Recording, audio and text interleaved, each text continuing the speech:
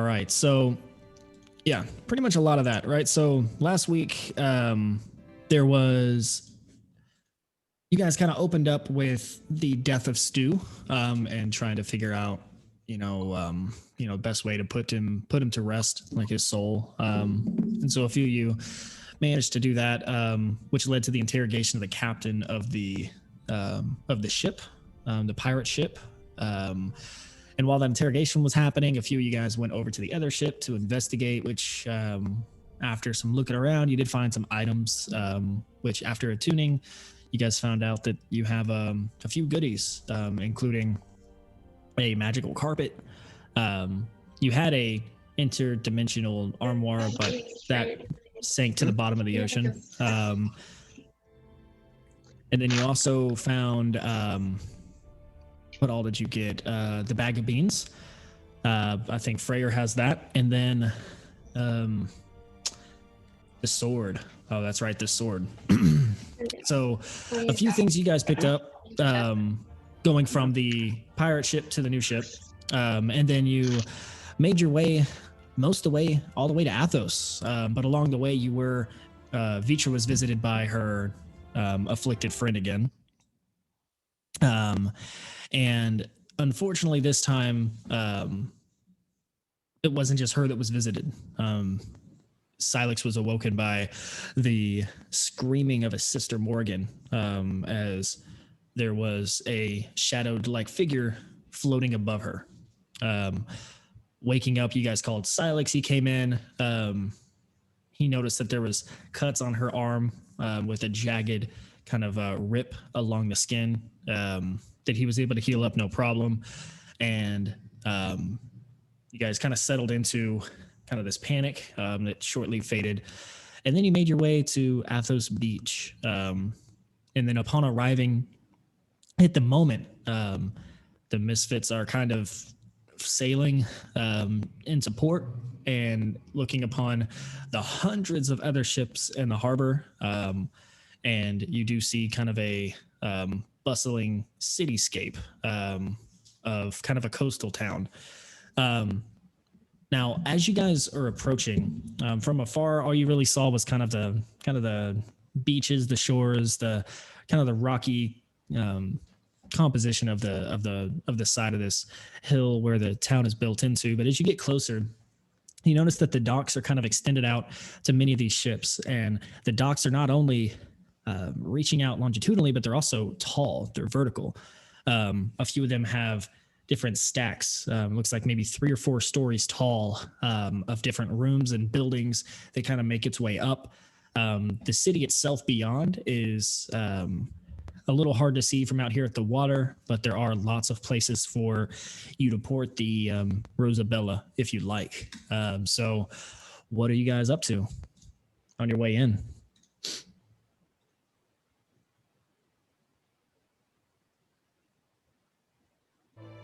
I mean, just guiding the ship in nice and easy to a dock that's open. Getting papers ready, whatever needed for the dockmaster. Perfect. All right. So you guys have lots of places to kind of park the ship, right? So you find yourself a nice port, kind of on the end of the dock, so you're not trying to slide in between 2 different boats. The Rosabella is on the larger side of the ships, so you notice that there's one side of the kind of port area where some of the larger ships are. Upon getting closer, there's not nearly as many as you thought there were from a distance. There's maybe 40, maybe 45 ships total here. But yeah, you're able to dock no problem, and you're approached by a kind of scrawny looking boy, maybe in his early teenage years. He's wearing kind of a plaid overcoat, with kind of a sun hat that droops down to protect his face and skin from the harsh sun, which down here in Athos, you guys were used to kind of the chilled conditions up north. Obviously, by the time you get down here, the temperature was gradually changing, but here it's, nice and warm, summertime feeling. So there's no need for the big cloaks and the overthrow jackets that you were used to up in Fintheon, the northern part of Fintheon by Fendelwyn. But the young boy approaches the ship, kind of raising up his hand. Oi, oi! Who's the captain? Oh, me? Yes. Hey, hello. What brings you business? Just have some business in Athos. Dock my ship for maybe a month or so. A month. Are you here to sell? Are you here to buy? What kind of commerce are you bringing through the port? A little of both. Beautiful. Do you mind stepping down off the ship, filling out this quick form for me? Sure. And I'll make my way down the ship. Make sure it's docked and Awesome. everything. Anchor out. Yeah. You guys throw down the ladders. It's kind of a rope ladder that leads you down to the dock. The young man kind of hands you this piece of paper, and it essentially, it's kind of like a dock contract. It reads, "I hereby declare that the Athos city." City of Athos can claim rights to any ship left after, and then he filled in 30 days because you said about a month, so he wrote in 30 days left unattended. I hereby agree to pay the port fees of, and he put 12% for purchased goods, 30% of sold goods, and he hands it out with your for you to sign. It's like, just sign it here, and we'll let you get on your way. All right, can the date be extended if we need more time here? Oh, absolutely, yeah. It's nothing serious. We just have to have this on file. You know how the Fintion are. All right. Sounds good, and I'll sign it. You think it'll be about 30 days? Should I put more? Let's make it 2 months just in You think case. 30 would be fine? Let's make it All two. right, let's do just in case. 60 days. Scribbles it out. 60. Okay. He makes a big X. He's like, let me get your signature here. And I'll scribble it.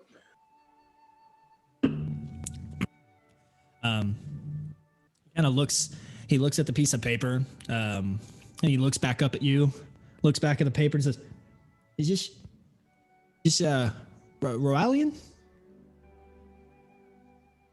Yes. Oh, well, pleasure to meet you.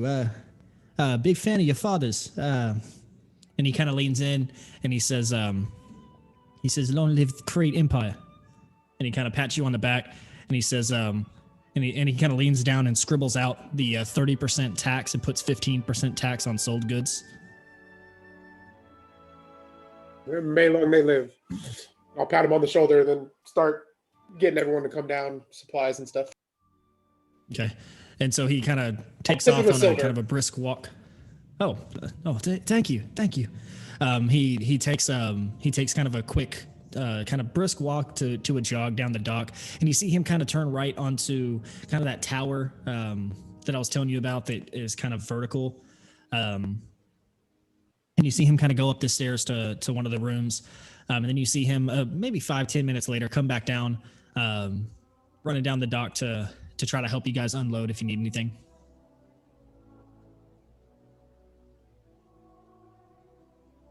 I don't know. I mean, make sure everything of mine is in the bag of holding, the bag of the carpet, Morgan stuff, all that. I don't know about Okay. Cree stuff. She has her stuff, so he has her stuff. Okay. Where would you like? Where are you guys trying to go? Right now, you guys are on the boat on the dock. What would you like to do? Go ahead, Zenro. I was just going to say that was my question. We came here with Bradbury, and Bradbury's not with us. We came here with Dragon Scale, and we no longer have that. So what exactly are we? I mean, We have are some. supposed to look? We also really need to go find someone who can help Vitra. We need Vitra will be priority because we can't have this while we're sleeping, and then we'll move on to take care of Bradbury. Did you know the doc guy is back? Yeah, he came back. Zinro? Do you remember the name of that ship we passed by? The one when our friend is on? I don't recall specifically. Do we know which? Well, I think you were You too guys far didn't away. ask. Y'all didn't look for the name. Sorry, Silex. I don't exactly recall. I don't remember. Was it in any of the papers, Shade, That I took. we took from that Kree took from the Boat. boat? Yeah. Pull out the papers.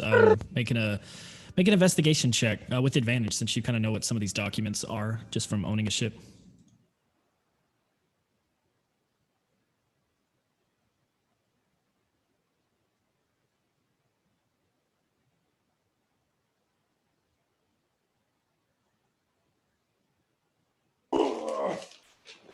I have a natural 20. Was my highest, Shade. Oh, okay, yeah. The first piece of paper you look at was just kind of a standard ship inventory order, and you know to look on one of the final pages at the bottom where the contracts are usually signed for inventory, and you do see a kind of a banner at the bottom that's stamped, and on the stamp you see signed by Captain Alder Kiston of the Gully of the Coast. Goalie of the Coast. The Gully of the Coast. Okay. So I'm gonna ask the young boy, what's your name, young man? Timothy. Timothy. I have a friend coming into town as well as the Athos, but I can't. The ship is called the Gully of the Coast. Have you seen it by chance? It took quite a Yes, beating. We were raided by pirates, would- and it might be getting repaired. He kind of takes a look over to his left, kind of guiding your eyes to the left as well. And as you look over, you see an assortment of ships that have been attacked by pirates. Most of them have severe, minor to major damage to the hulls. He says, yeah. See, the problem is a lot of these ships come here seeking refuge and repairs. So I can ask around. Can't hurt. But I don't quite have the information on me now. That'd be great. I'll put another like What's the name of the ship silver, Gully of the Coast, and I'll like take his hand and I'll put 5 more silver in it and be like, just leave a note, leave a letter on the ship if you do find anything and we're not here. That'd be great. Thank you. Well, if you how long do you think you'll be here on the dock?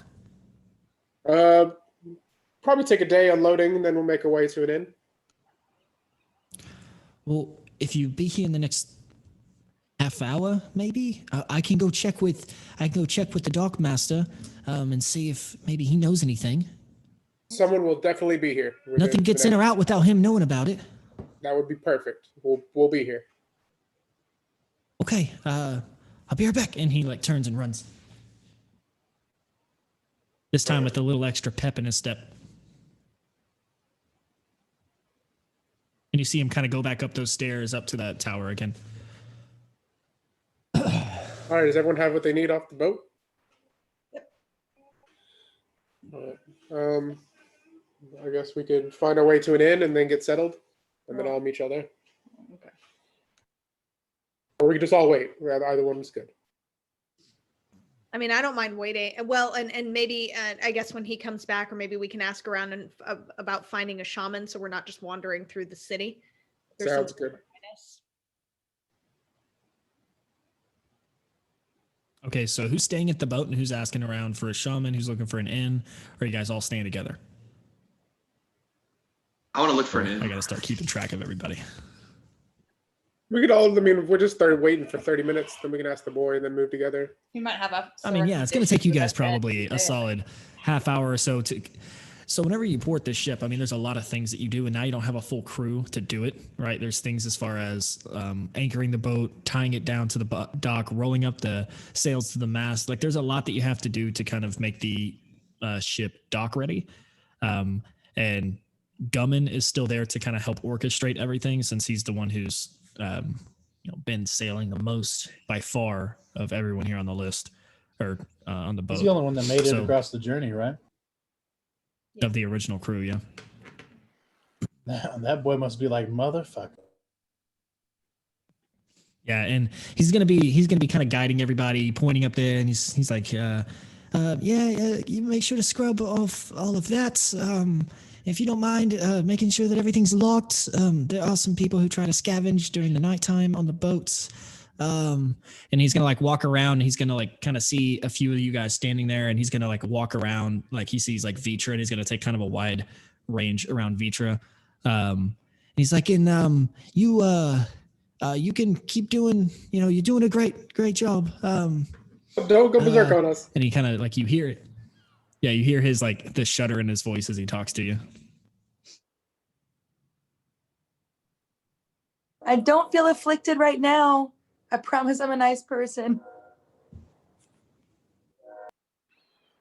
And as Gumman's helping you guys get everything situated that you need to,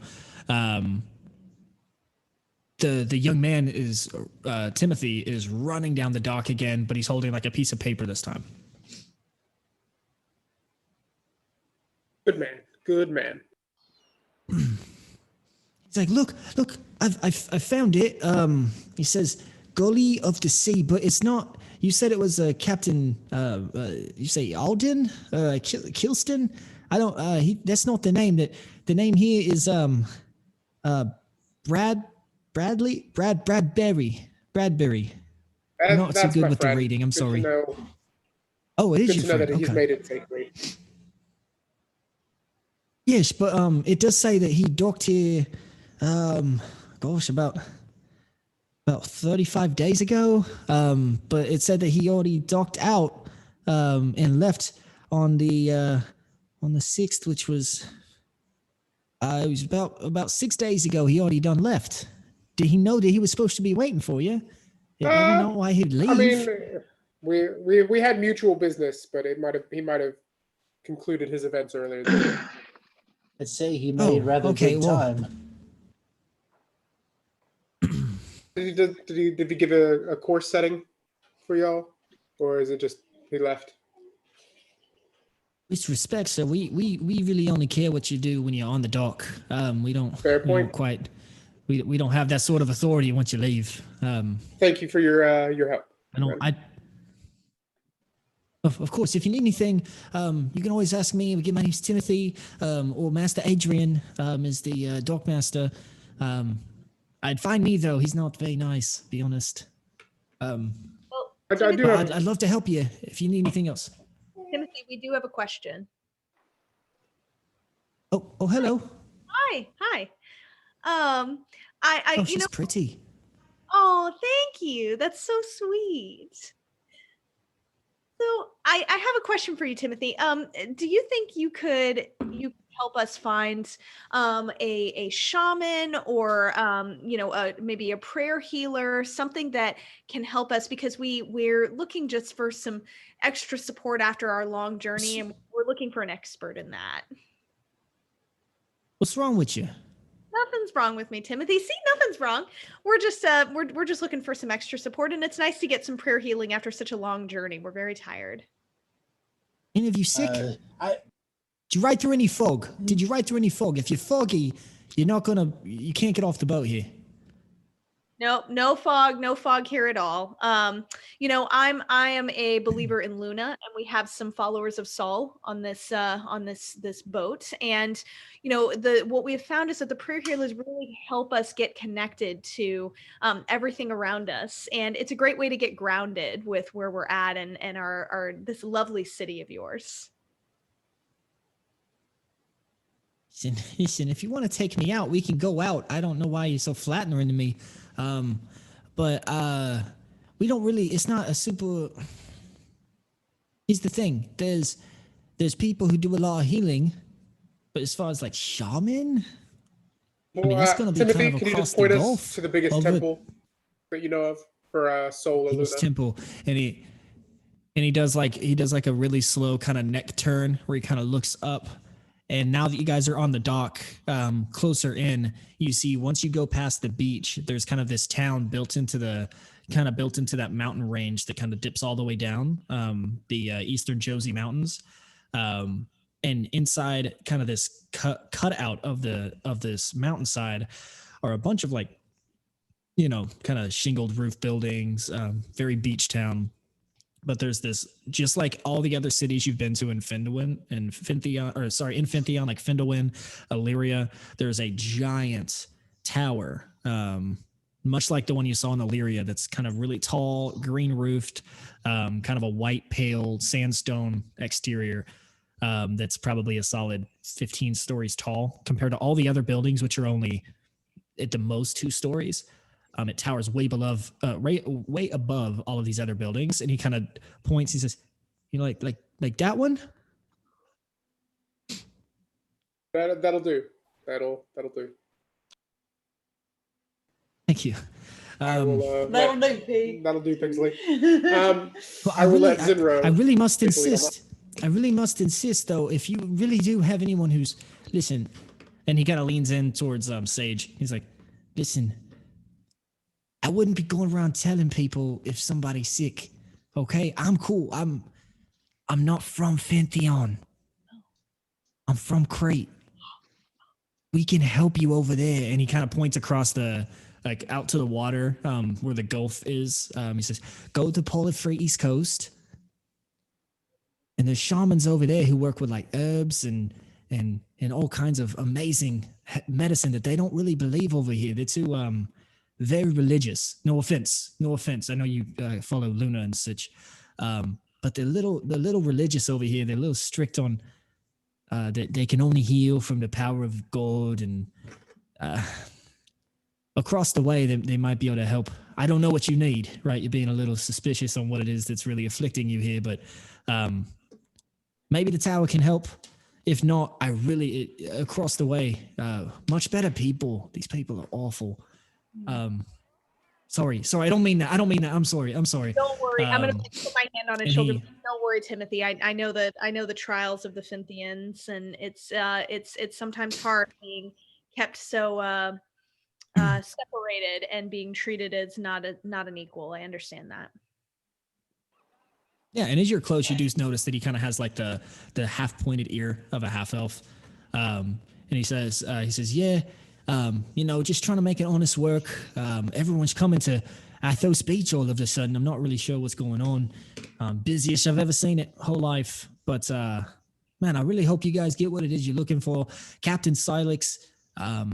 Man, you guys are in great hands. Goodbye." And he kind of turns around and sprints away again nervously. Seems that Timothy's a fan of yours, Silex. You happen to know him or something? More of the family name, I'm afraid. Ah, I guess I'm not familiar with your family's name. I didn't think it'd reach all the way over here either, but my father was high in the Crete military. So He says. So, a military man, you say? military family. We all served some form of military occupation. My forging skills were put to use. My father was much more of a battler than I was. But we all had our own ranks.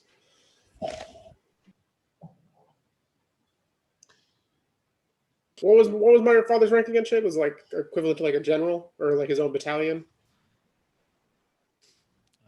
Yes. 1 second, I have it written down. He was the Primus Pilas of the Legion 20. Yeah, so he was like the top centurion. Yeah, he was the top centurion of the Legion. Yeah, so he had his own legion. Okay.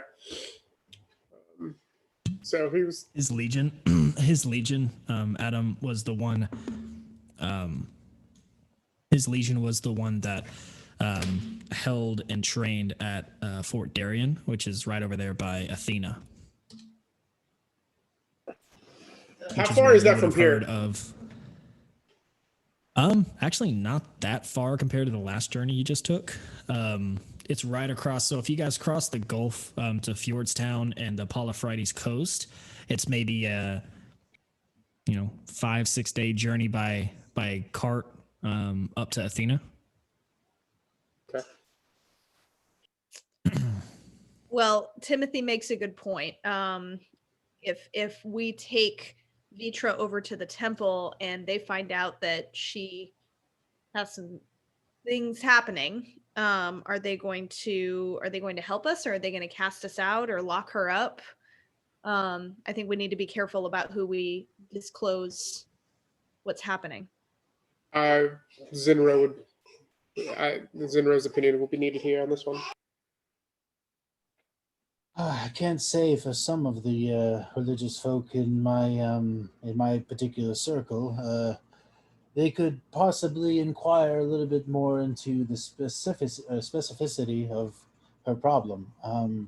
I could potentially speak with some of the people there and just say that I've been hired to do such a thing in another town. Maybe have them believe that I'm going to go journeying, and it's been some time out of practice that I would need to possibly, re-up my information, so to speak. The feature doesn't have to be there with us, so there's a sense that I could, just leave if I feel the questioning's being too intense. That's a good plan.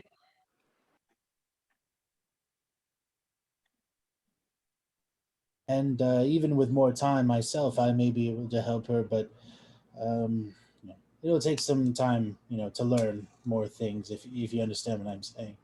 Mhm. But I can make that journey whenever we want. If anyone wants to go with me, I think Freya mentioned trying to find a place to sleep for the day. I'll go with you. How far would it be from where we're at to that temple? You said it's up in the mountains, so I figured it might take a minute.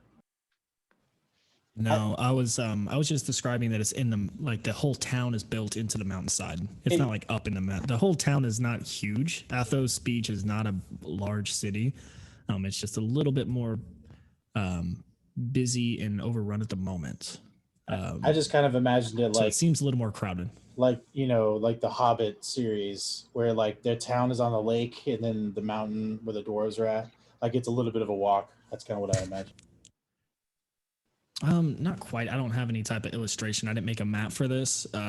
But essentially kind of like Illyria, where the entire city was kind of surrounding the tower, except instead of the tower being close to the coast, the tower is kind of pushed to the back of the building, the buildingscape. So there's like shops and taverns and tons of like street vendors between you and the tower.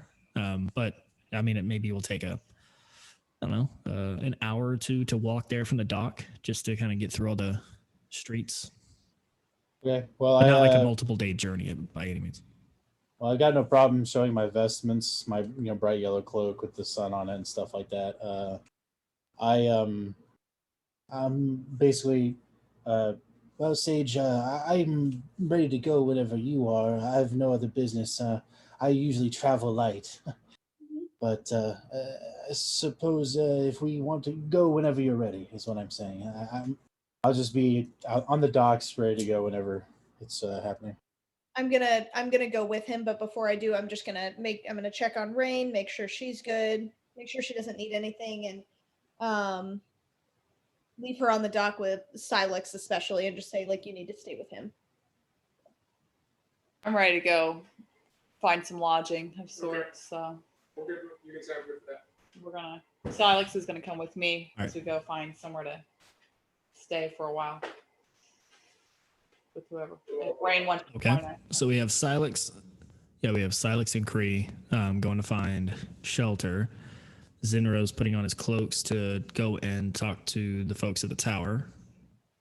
I think, right? Yeah, I'm gonna go to the tower. Yeah. And then, and then Sage, Rain, and Freyr. So I'm going with Zinro, but I'm So telling him he needs to stay Okay. with Silex. I'm also going with Zinru.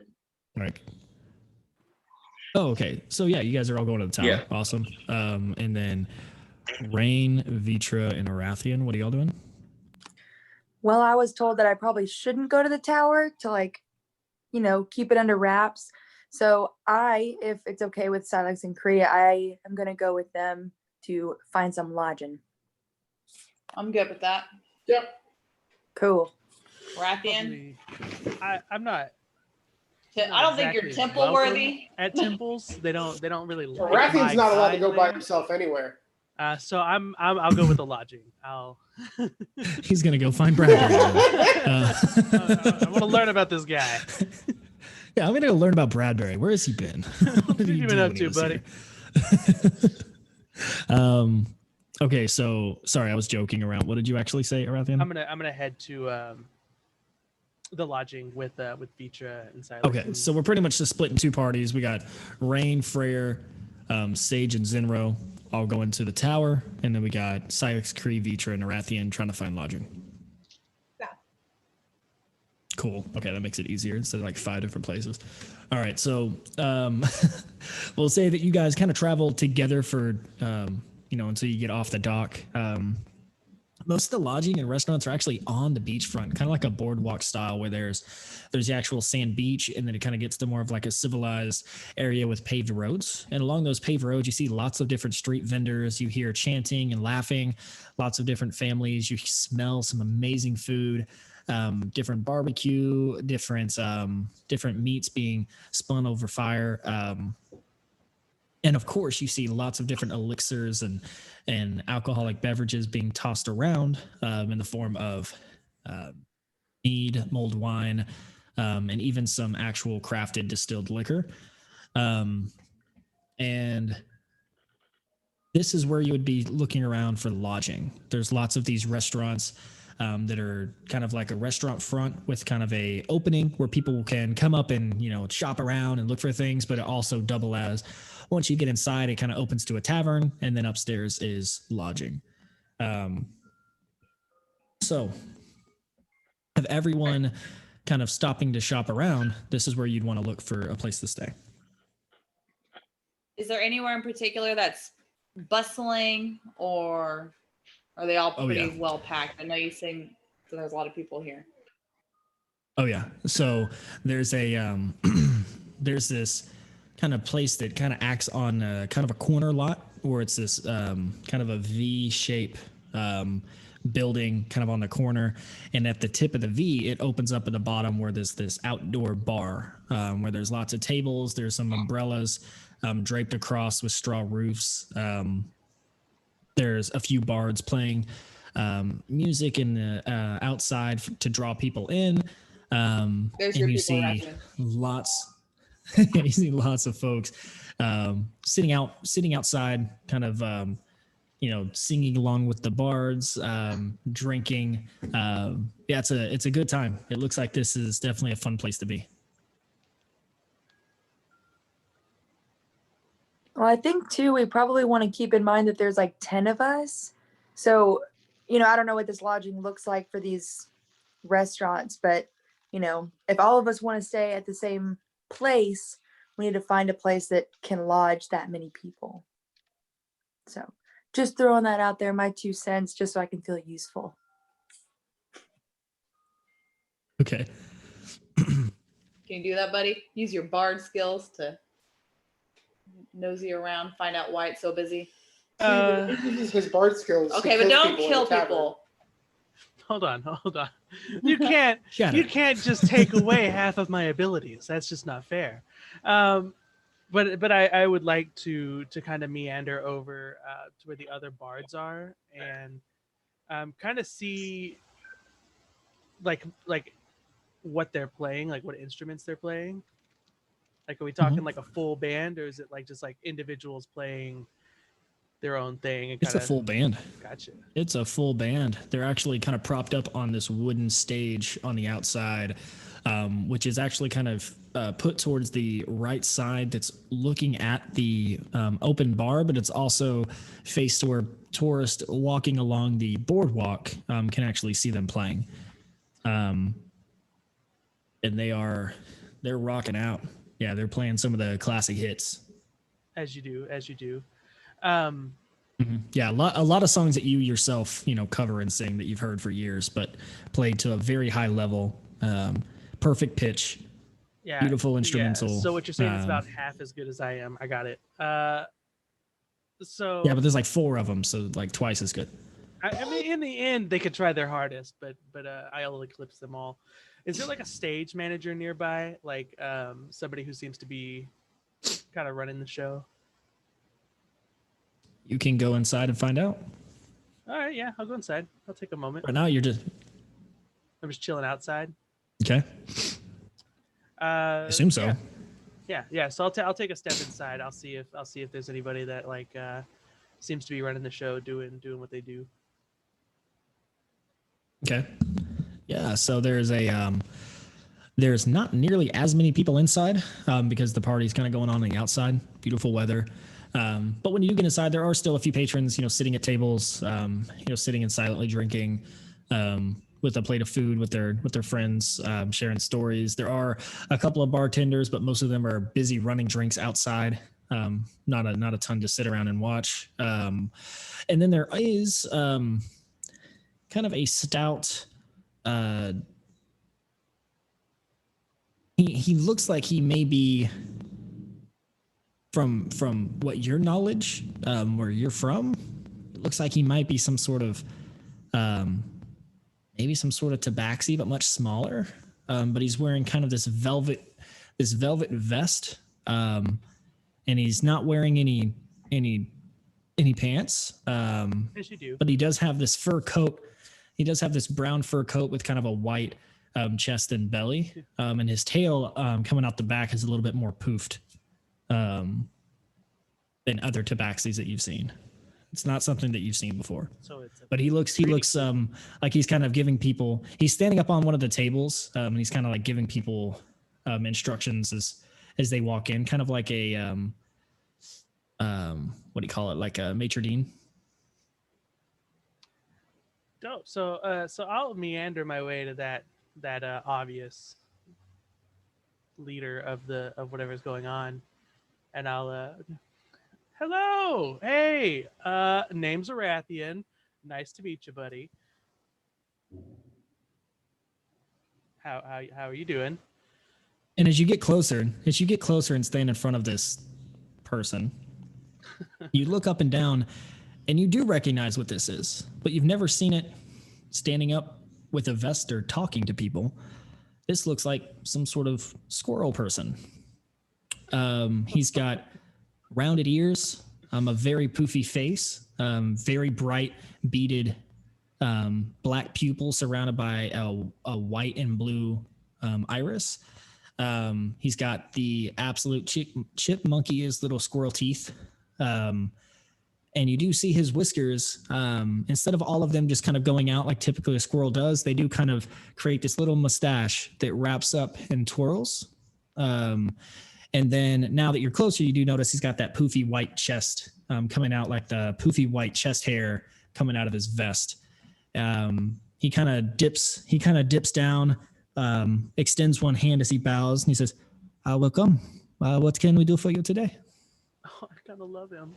I want to hug him. I've totally lost what I was going to do. Brain gone.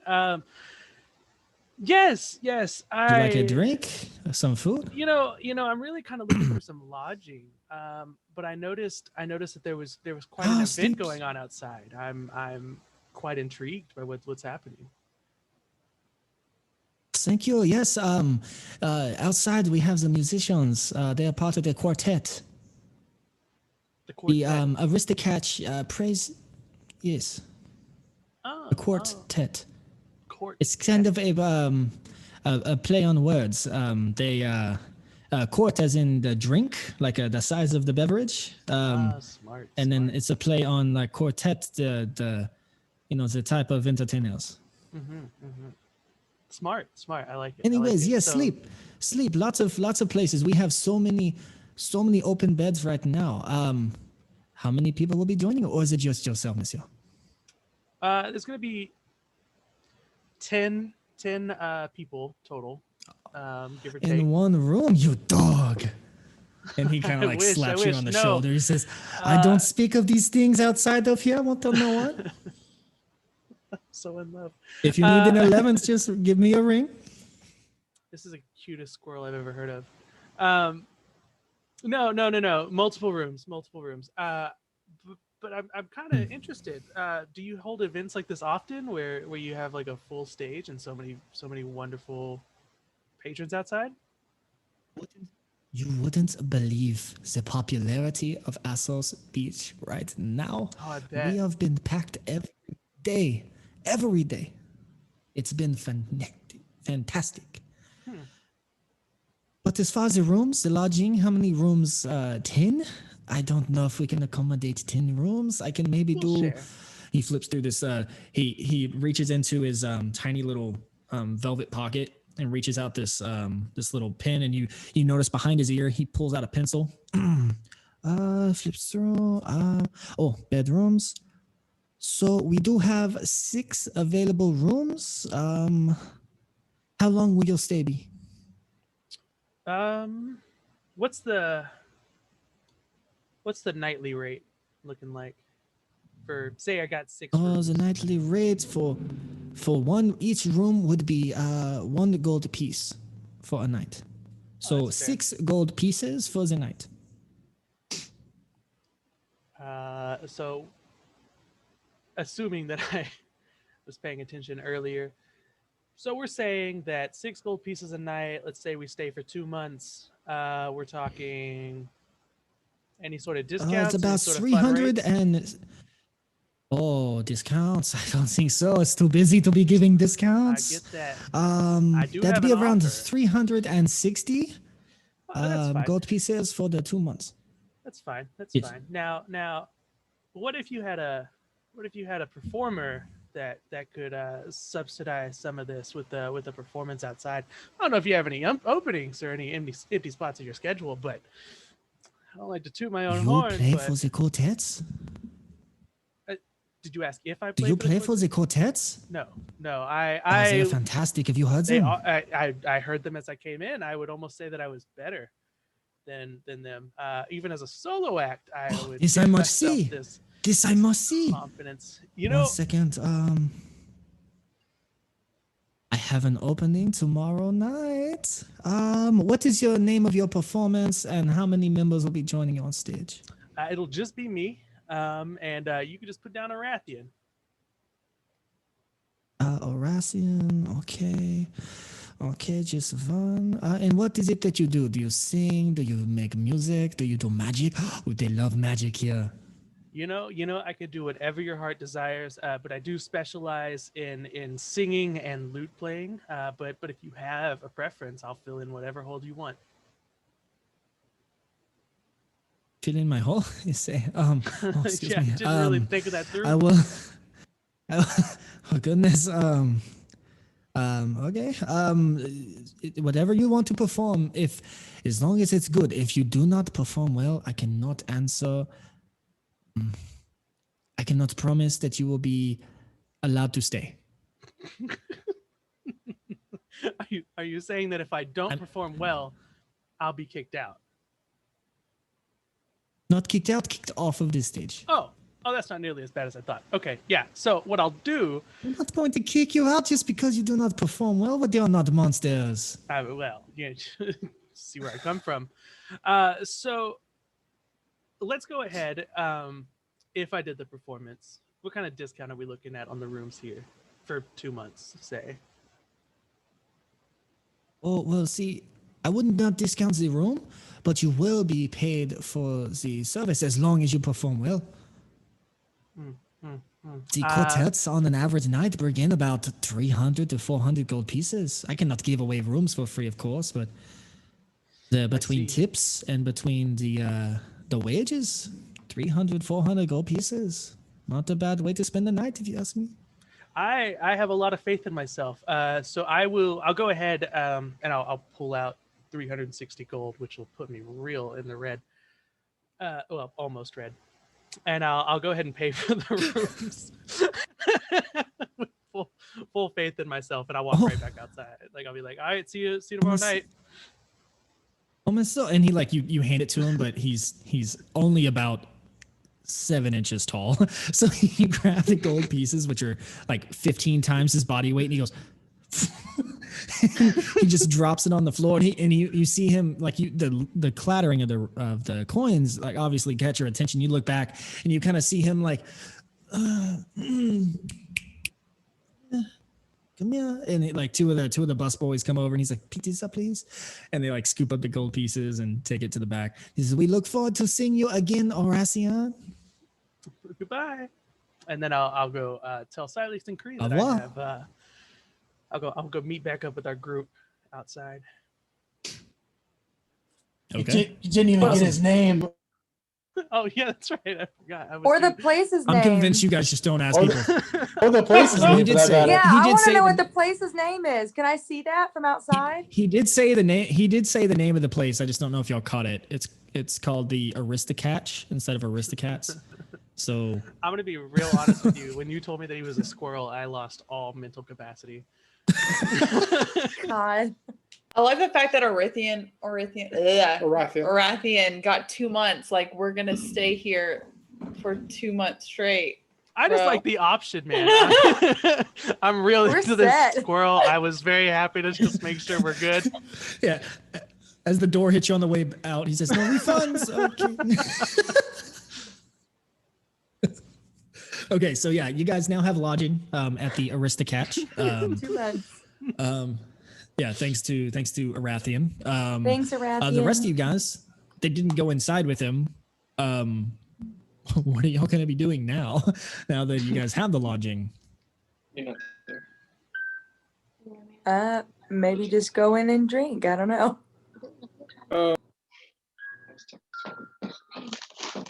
It's one way to do it. Drinking would be the one way So to I do think it. we should Maybe drink chill. the demon away. Yeah, you do that. Are you guys gonna go inside, or are you guys gonna go inside, or sit out on the outdoor bar patio and listen to the quartets? I would like to sit outside. I want to. I'm gonna go inside and I'm gonna Observe. talk to the bartender. So I want to be at the indoor bar. Okay. The bartenders are like running in and out. No one's like staying stationary at their bar, but they will come and see you once you're sitting down to like make your drink, but they're not gonna really like stick around because they're trying to run drinks outside nonstop. Is there anybody else at the they're inside not bar? Totally prepared. Like sitting at the bar Yeah. as a patron? No. So there's some people at the tables. It looks like there's a couple different like families that are inside. Like father, son. There's one that has like a full family, mother, father, and like 3 kids. But there's just Holy Ghost over there. it's a little much quieter inside.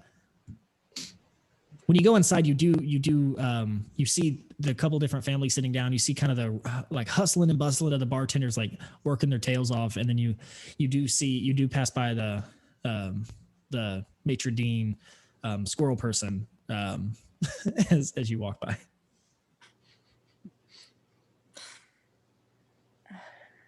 But you would like to go sit at the bar? Okay, I'll stay outside with the Rathian to make sure he doesn't kill people. I'm gonna. Yeah, put my I want to stuff stay out in there the- too. Only like I want- half the time.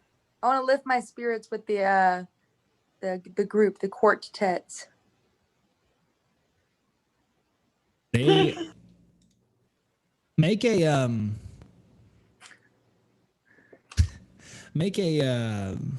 God, make a wisdom check, not a saving throw, just like a wisdom check. it's me.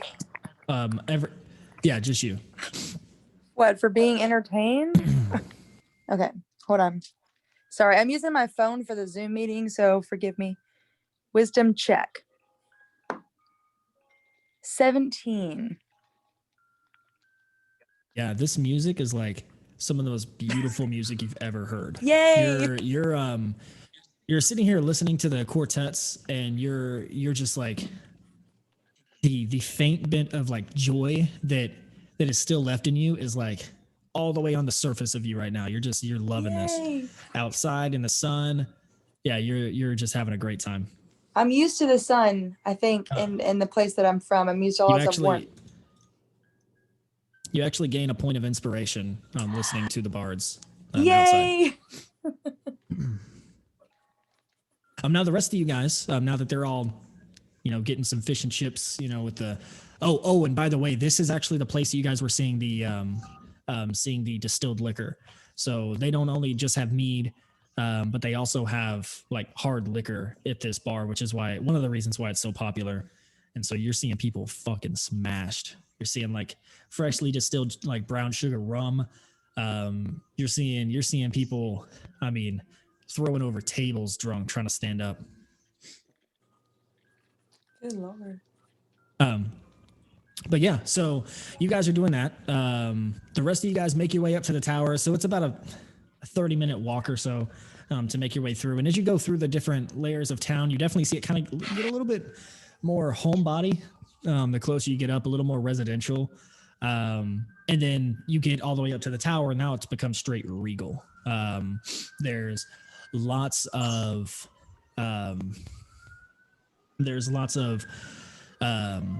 like nice tall iron fences.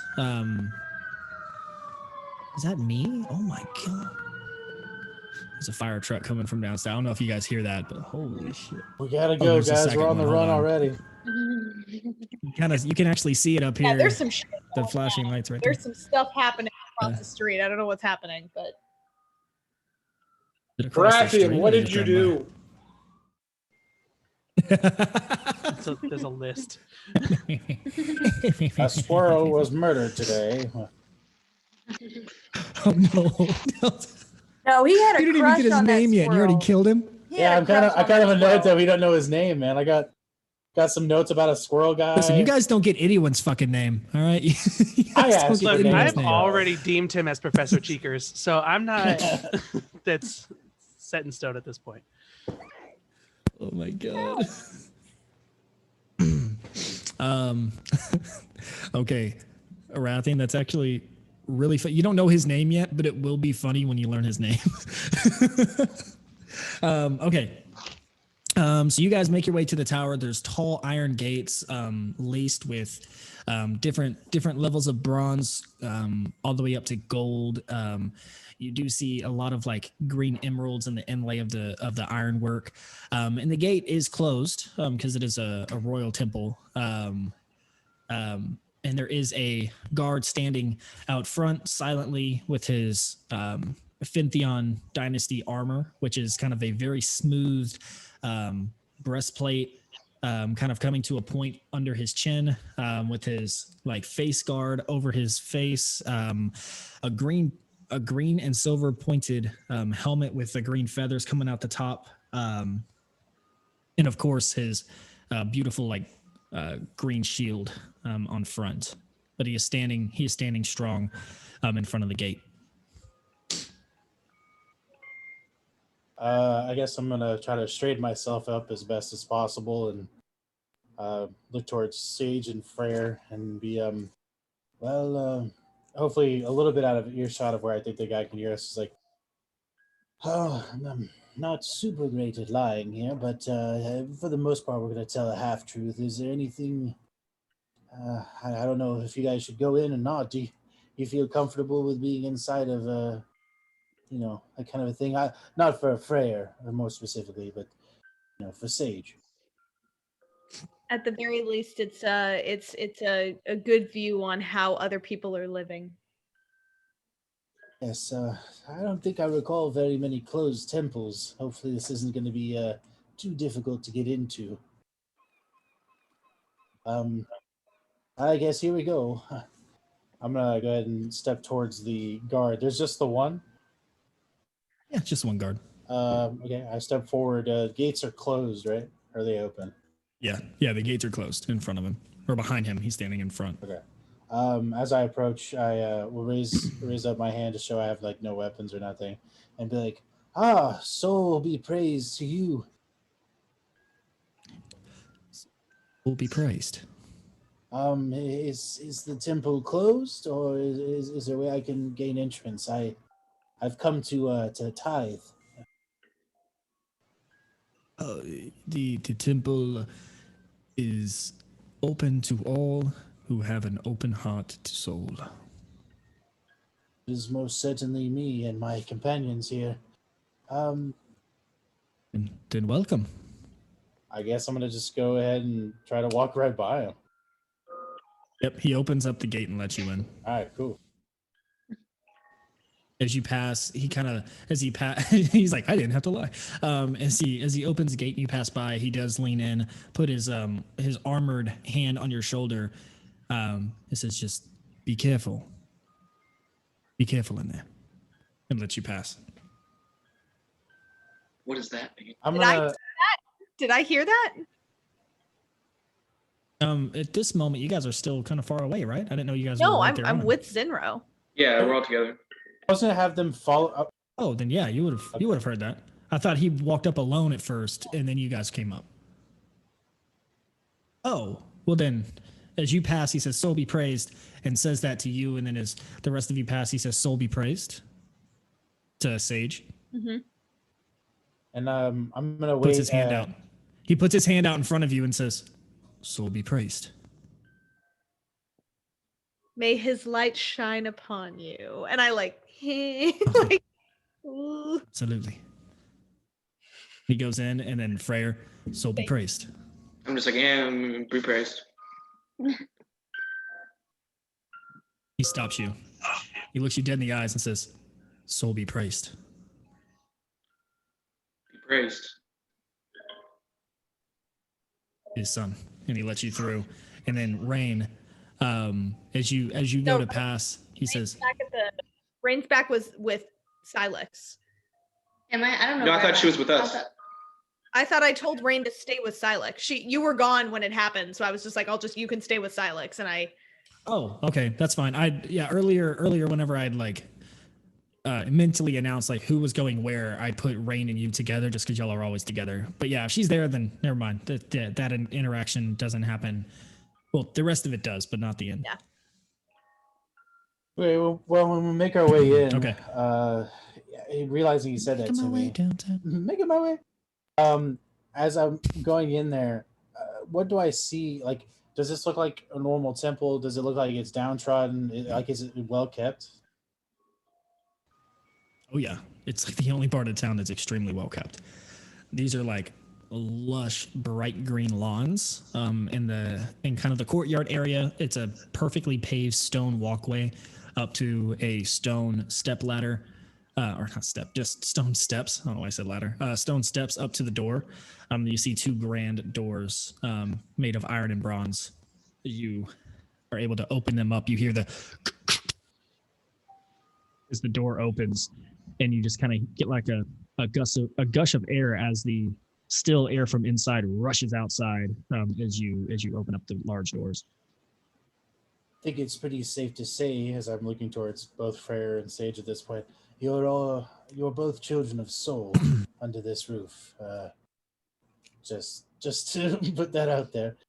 I can fake it. Well, I'm sure there's lots of people that have been more disingenuous than yourself in this moment and have made it higher up in the church itself. But no worries.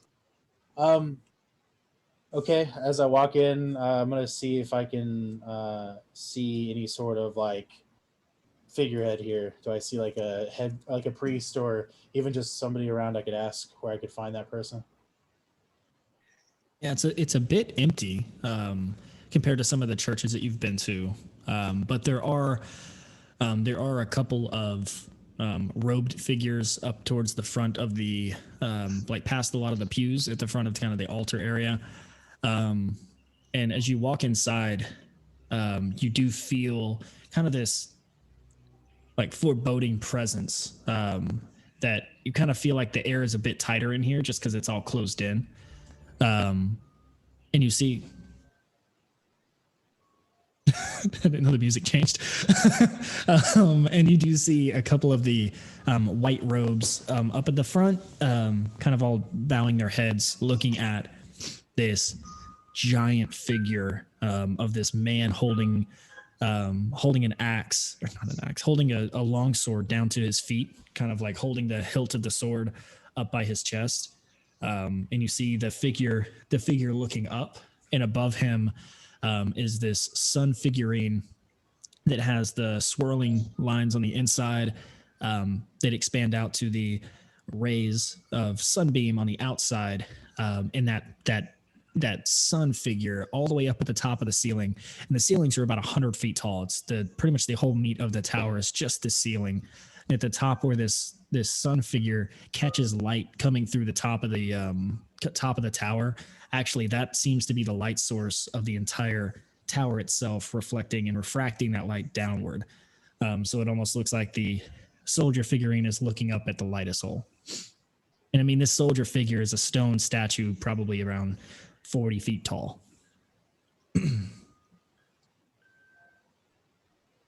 see Soul's presence is ever strong in this part of the dynasty as well.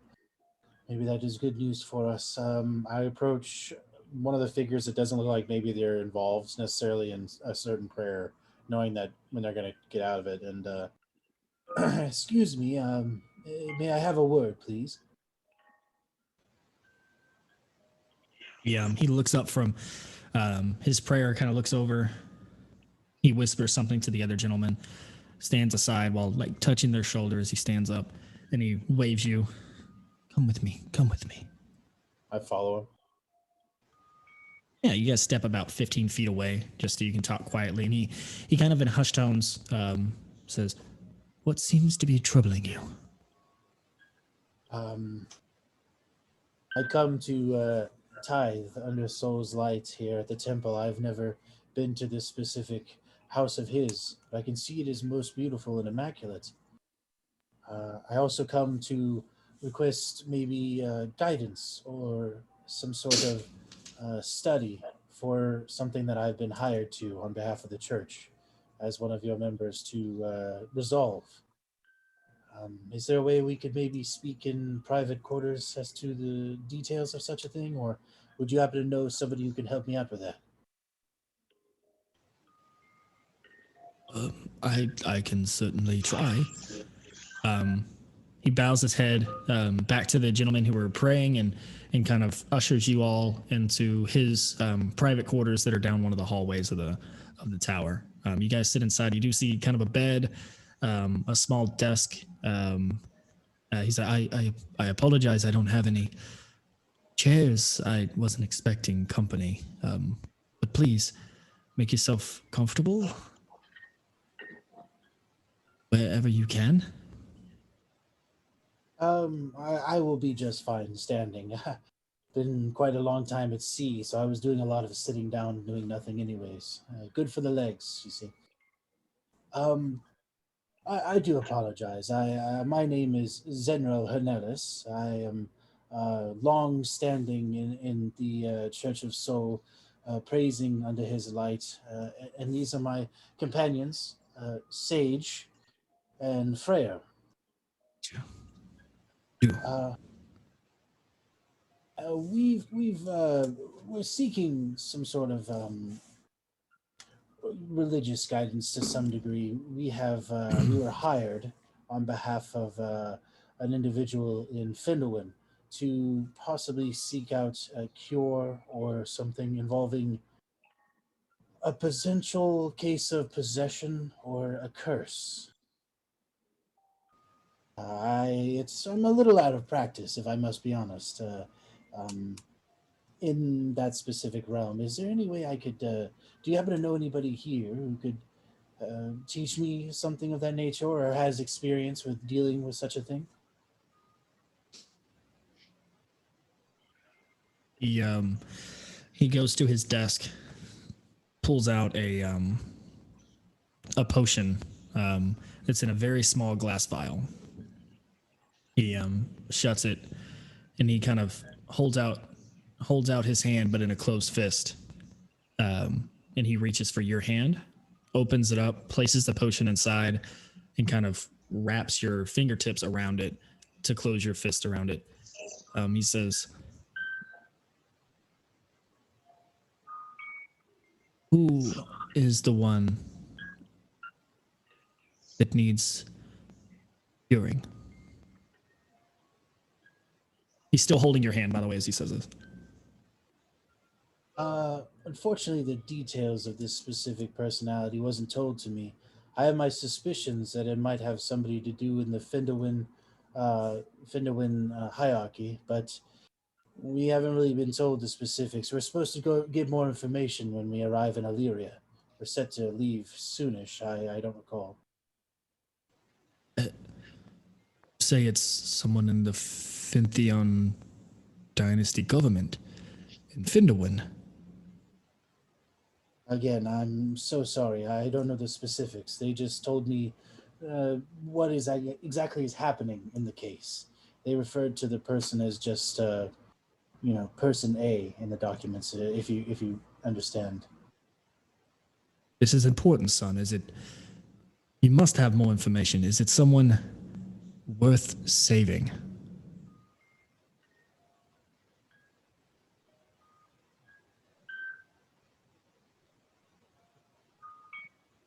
Moral dilemma. Well, I mean, I know my answer, but I'm trying to figure out a way to ask you, because he's not giving me anything that like I can base trust off of. It's just like, do I get some weird vibes from this guy? Like, do I believe he's actually interested in helping? Like, did I get a good look at what this vial was? Like at all? You didn't see it. You just saw him pick it. You saw for like half a second that it was a vial, and it looked like some sort of like opaque, kind of like clearish, like with a kind of milky white substance that he curled up in his hand really quickly, and then he put it in your hand without showing it. So it's in your hand right now with your fist closed, but his hand is on top of yours and hasn't let go yet.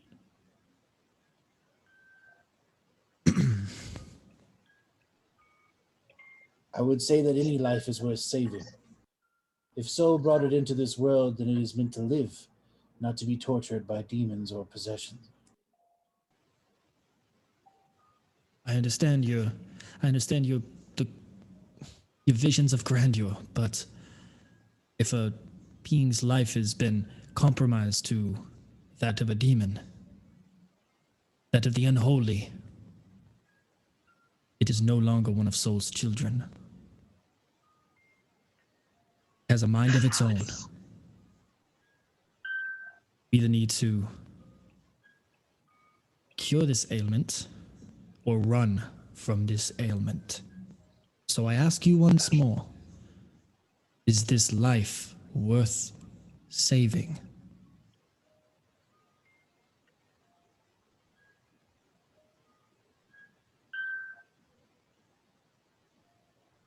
I would say this life is worth saving to me.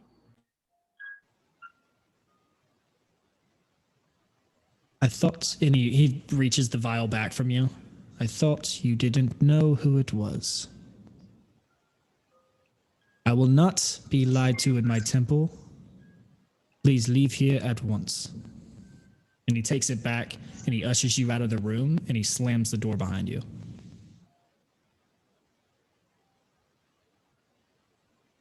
Well, I'm glad I didn't get that guy's name. He got yours.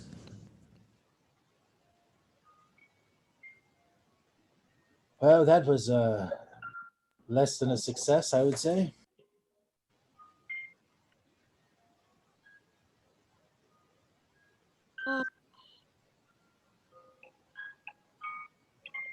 And I honestly don't know what to say here. You guys are in the hallway of the temple. His door is closed. I'm gonna just straight up turn to Freyr and be like, I know you're probably not interested in being the political, person you are here, but you may need to sling some sort of leeway. Do you have anything of yours that can? Do you know of anybody who might, you could talk to give you, you happen to know anybody that you could maybe write a story up on? Maybe find a way to pull some strings.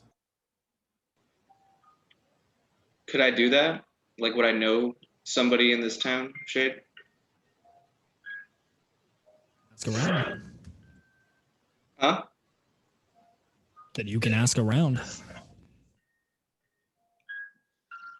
He's still in his room. He didn't leave. And there's also the other two robed men up at the front at the altar. And there's the guard outside. But those are the only three you've seen inside or around the temple at this point. 1 second.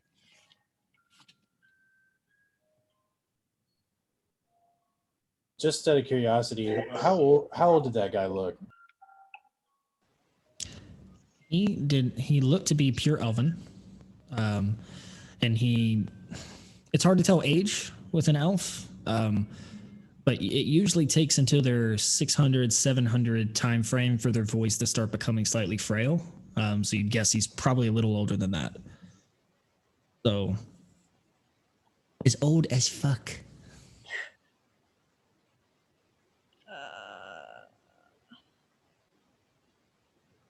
Okay. Yeah,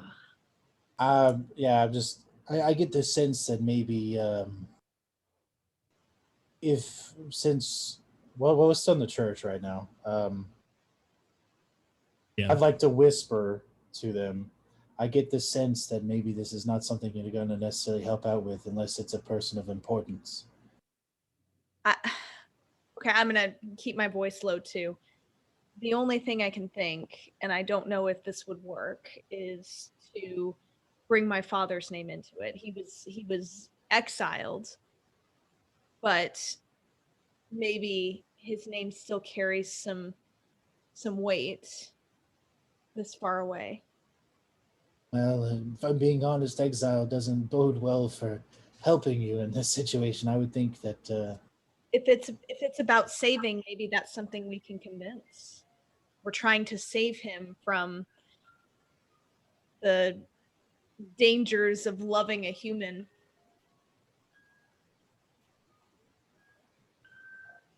I mean, this is D&D. We could just steal it and kill him. Why don't we I'm try it? Why don't we try it my way first? And if we need to, then Freyr, why don't you just go ahead and take care of that? Because we're people of God. You can do your shit. I'm gonna. So is he. So is he. I would like to just go to the altar, do a prayer, so that way I don't feel like this is a complete waste of my time. In the essence of failing. You're wearing your yellow I'm cloak, wearing my right? my redone yellow cloak with the sun on it and stuff like that. Are you okay? Cool. And cool. I'm gonna pray next to these guys. The guys that are there, the other two gentlemen, do they look like this, like elven, like him, and similar? Very much so. When I do pray, I'm going to say it out loud, and I'm gonna be actually, you know what? I'm gonna wait to do the prayer. I'm gonna see how Sage goes with this situation first, and then I'm gonna do something. Okay, so you're not going up to the altar yet? Not yet. I want to see if she has the ability to talk to such and such. Okay. All right. I'm going to try and knock on his door.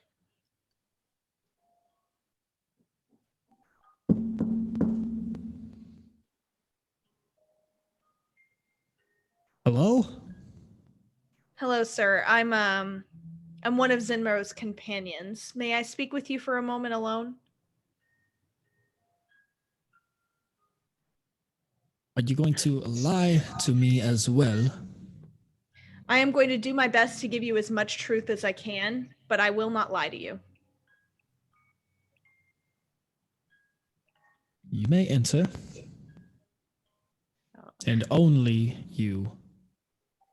I'm coming in. I'm gonna make sure my ears are showing. Get the ears showing a little bit. May I sit? You opening the door? Oh, yeah. Okay, yeah. So you close the door behind you. Yeah. I'm gonna sit down. You see, as you sit down, you see him kind of wave his hand, and you do notice that the door seems to kind of get strong. Like you can hear it go, and it seems to like hold in place. Oh, yikes. Ooh, Now, okay. what sort of truth do you have for me? So can I look around as I sit down and see what kind of things are in the room? Are there any semblance of like personalization, things that mean a lot to him, that type of thing? It is a bare stone wall with a bed, a desk. This guy's like practically a monk. Okay. But not like D&D monk, like Okay. This is gonna be rough, guys. Okay, so as I sit down, I'm gonna take a deep breath and just kind of let it go. Just like I'm about to just confess my sins. Just this whole like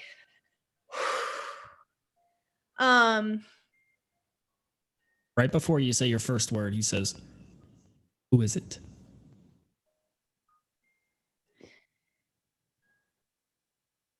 she is someone who means something to me, which means she is someone who means something to Fenry Farafel.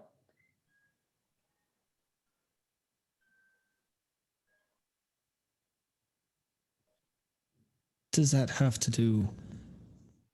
Is it Fenry? It's not Fenry. Is it his daughter? I am his daughter. To my knowledge, he only had one daughter. I am his first daughter. And are you the one inflicted with the possession? The person who is inflicted is somebody that has saved my life countless times. The person who is inflicted is somebody that can be turned to the light of Sol and can bring really amazing things. The person who is inflicted is someone who has traveled far and wide to work on saving her mother when ultimately we know that that is probably not something that can happen. And the person who is inflicted is someone who directly has influenced the ability for Fenry to do what he needs to do to protect his family. I understand. I'm just going to stop there. Stop there. So she is directly involved Fenry banishment? I don't understand why Fenry Farafel is a name that should bear meaning when he bred with a dirty, blooded woman. Fenry Farafel is with respect, because he as he says that he realizes that you're his daughter, or that you were his daughter, says with respect, of course. Good sign. Fenry is working to do Sol's work in the forest. As you know, he was banished to the forest of Kandor, and since then he has built a great civilization. And yes, he has sins, and yes, he did something that removed him from the city and the capital. And in the midst of that, he was able to bring amazing things to the forest of Kandor that help grow the light of the elven community and of Sol.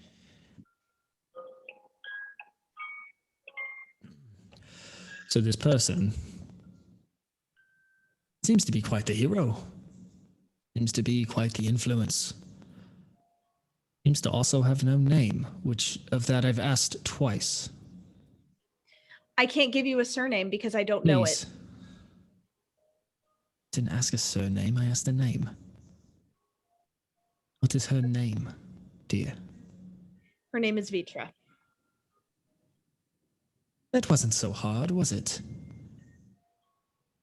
I'm gonna kind of like smile, like very submissively, like smile, kind of look down and take another deep breath, like a huge weight off my chest and lifted. He's gonna reach over and kind of like touch the top of your hand on the bed and say, "Don't mean any harm. You're safe here, and so is your friend Vitra. But if that man," and he points to the outside the door, he says, "that man enters my temple and lies to me again, by all of the might of the sun god himself, I will smite him down. I will refuse to be lied in my own temple, that of the one and only God Soul." I understand. I will do what I can to save your friend.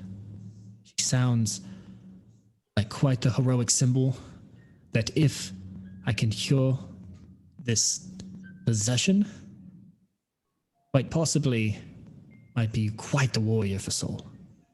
She is a believer, correct? Yes. Oh. I don't even know why I asked, of course. Bring her here. We will see what we can do. You have my word. Sir, in the name of being fully honest, because I understand that honesty is the most important thing in your temple. She is not fully elven. No. The sun god's soul is the most important thing in this temple. You are right. And the sun god's soul. Honesty is my own rule. And the sun god's soul also brings light and sheds light on all things, which by nature shows all things. And in order to be transparent in the light of soul, I need to tell you that she is not fully elven. It's okay.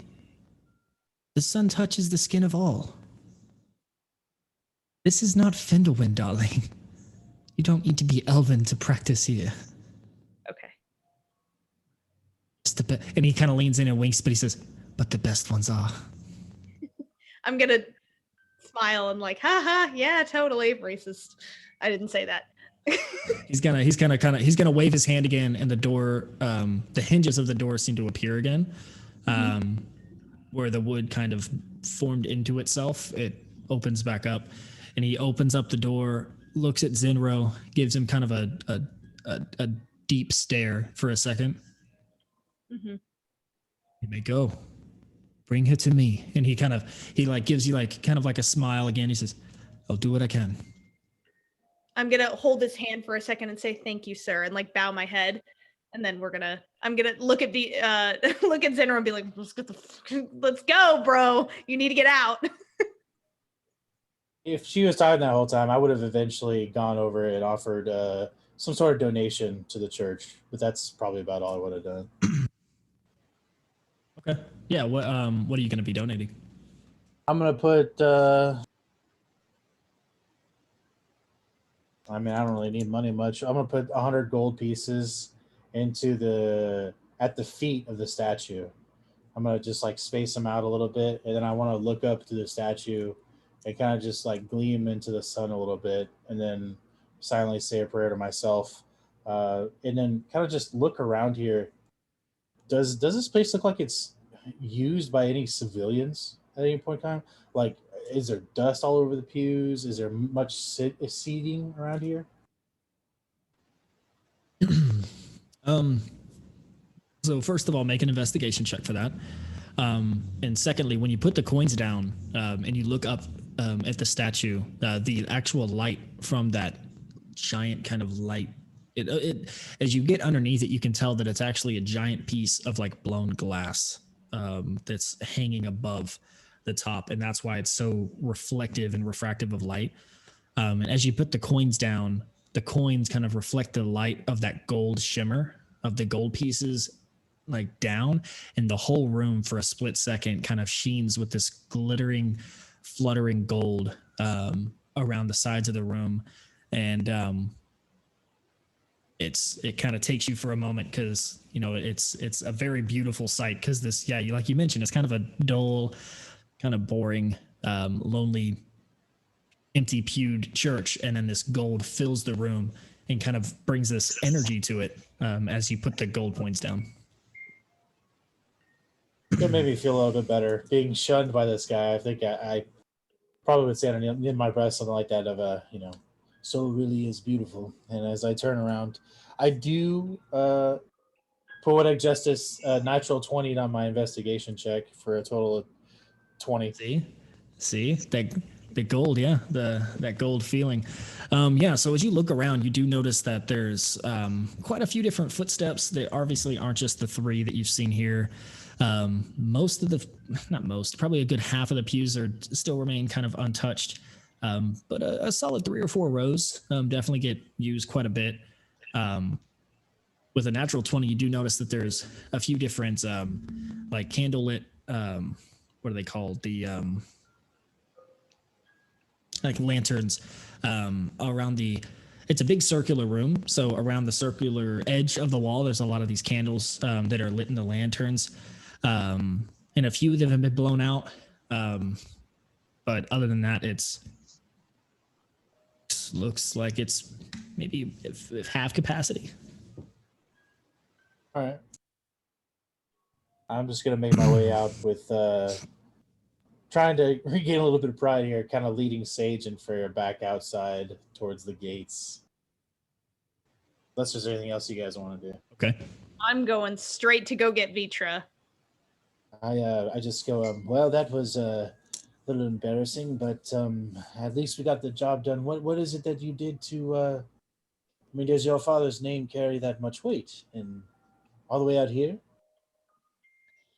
My father had some high positions, and he was punished for making what people thought were mistakes, when in reality they were blessings. But really, it's not so hard to utilize and reflect the light of soul, because it's not so different from Luna. And we'll leave it at that.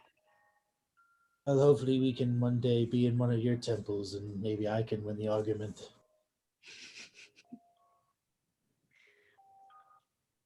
I'm just gonna kind of chuckle and just keep walking to go get Vitra. I'm very ready to go get her, especially since we had such a negative interaction with this man, and I want him over. I want to get this happening as quickly as possible so that we don't lose the favor.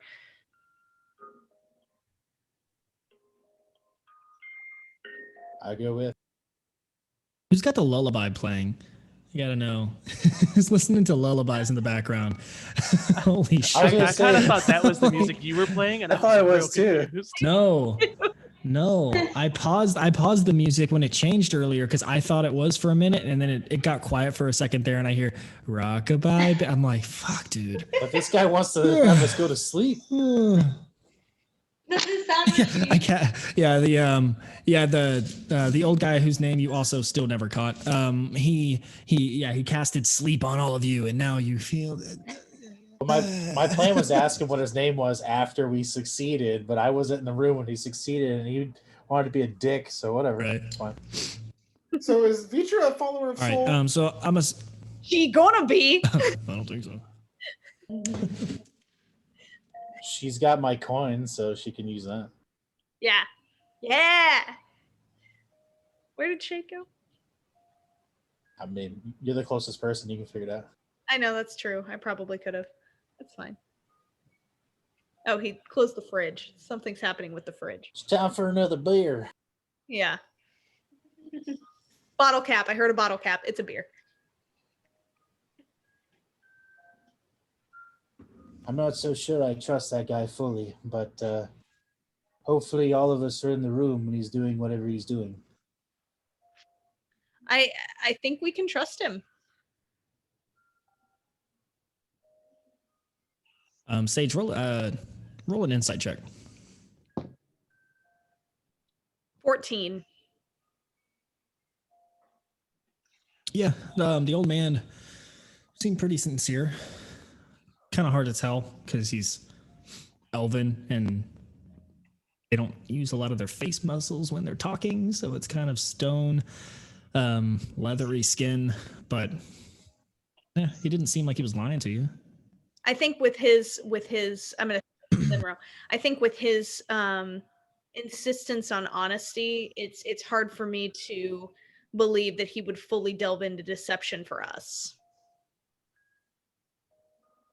You know, some live by the rules that are for thee and not for me, which I would be worried about here. But nonetheless, I feel good about it. And, you know, let's just get this done, I suppose. He would know way more about how to help her than myself at this point. Okay. Well, I can only imagine what it is they're up to, especially considering the amount of music we went through. I'm sure Rathian's probably trying to bet his way into a tricky situation again. I'm interested to see where we will be staying for the night.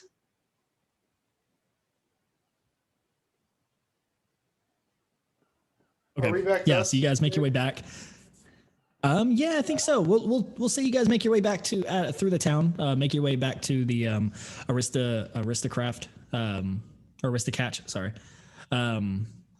And yeah, you guys are there. You guys see as you walk up, it's still kind of it's starting to become kind of the later part of the day. So the sun is on its way down, kind of towards the kind of dusk, like nighttime. Not quite. Like the sun seems to be setting actually over like to the south, which is going to be over the water. And at the moment you guys walk up and you do see Arathian, Silex, Kree, Rain, Vitra, all sitting down, drinking. Vitra's smiling, having a good time. Everybody who was there drinking, make a Constitution saving throw for me. Oh shit, we can't bring Vitra if she's drunk. Ooh, so Fucking Con save, you said? Constitution. Yeah. yep. 12. I got 13. Oh, A total of 3. 8. Vitra's fucking drunk. 18 for Silex and Creed. Creed's not And drinking. Cree doesn't drink. Okay, so anyone over a 10, you're holding your liquor pretty well. Anyone under a 10, which would be Arathian and Vitra, you guys are having a great fucking time. You guys, this music is hitting the spot. You're almost to that level of drunk where you're just kind of like sitting back in your chair, kind of like leaning back and just like, nice. It's nice out. It's great. Like you're just saying like how good everything is. You're like, the view's awesome. The Like band is fucking awesome. Bullshit. Don't worry, Sage. I can bring her 2 when the moment comes. I can... Yeah, that'd be nice. I'm like thoroughly annoyed. Did y'all find someone to take care of this issue? Yeah, we did. We found somebody. All we need. Ooh. He's a very nice man. That's about the most you can take in right now. All right. Well, we should probably move as one. Take care of that issue. Nice man. Shay, before I leave, I want to go to the maitre d' squirrel. Okay. Hello, sir. Do you have an errand? Do you have a boy who can run an errand for me, or know someone who can send a message?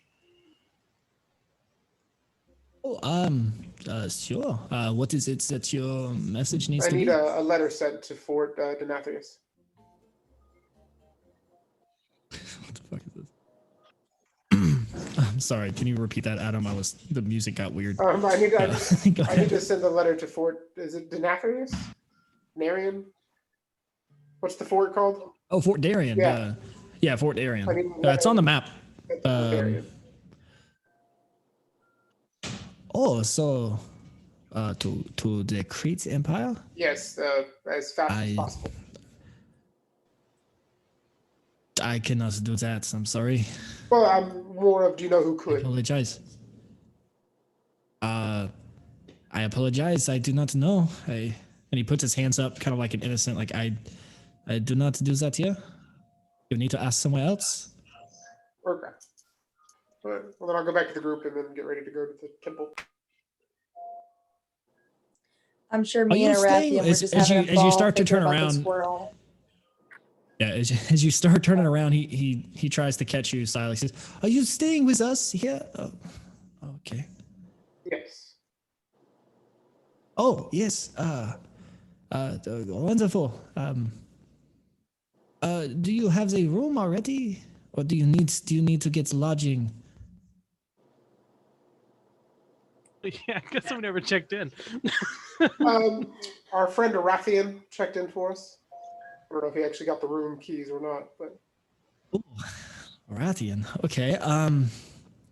Yes, he had ordered 6 rooms. 1, 2, 3, 4, 5, 6. And he paid in full. You are all set. What room would you like to take? Say 1 through 6. how many beds are in each room, if I may ask? There are 2 beds in each room. You can slide them together if you like. That won't be necessary, but I'll just take all the keys and I'll Okay, hand so- them out to my crew. Okay, but what is the room you will be staying in, monsieur? I'll take one, and then I can take the rest to our Number group 1. if you just want to give me all 6. Oh, absolutely. Absolutely. Okay. I will make sure, and he gives you all the keys. It's like, would you make sure that everything is accommodated? Will you be dining and staying with us tonight? Yes, we will all be staying tonight for the next foreseeable future. I see you have 2 full months with us. I assume we will get to know each other What? very well. Two? 2 full months. Okay. He All right passes then. 60 Thank you very days much. with. Yeah. Nope, I understand. Thank you very much for your time. And I'll take the keys and like, God damn it, Rathian, as I walk away. Okay, so yeah, you go back out there with the keys. Around this time, you notice that the rest of your group comes back, and the other half of the misfits that went up to the tower come back to see Arathian and Vitra semi to fully plastered. Like even Vitra's like constant kind of flowing hair that usually has like this windy quality. Even her like wind is drunk. Like it's not it's like flowing in like ridiculous direction. Like a plastic bag in the wind. Her wind has like Bennett. Yeah.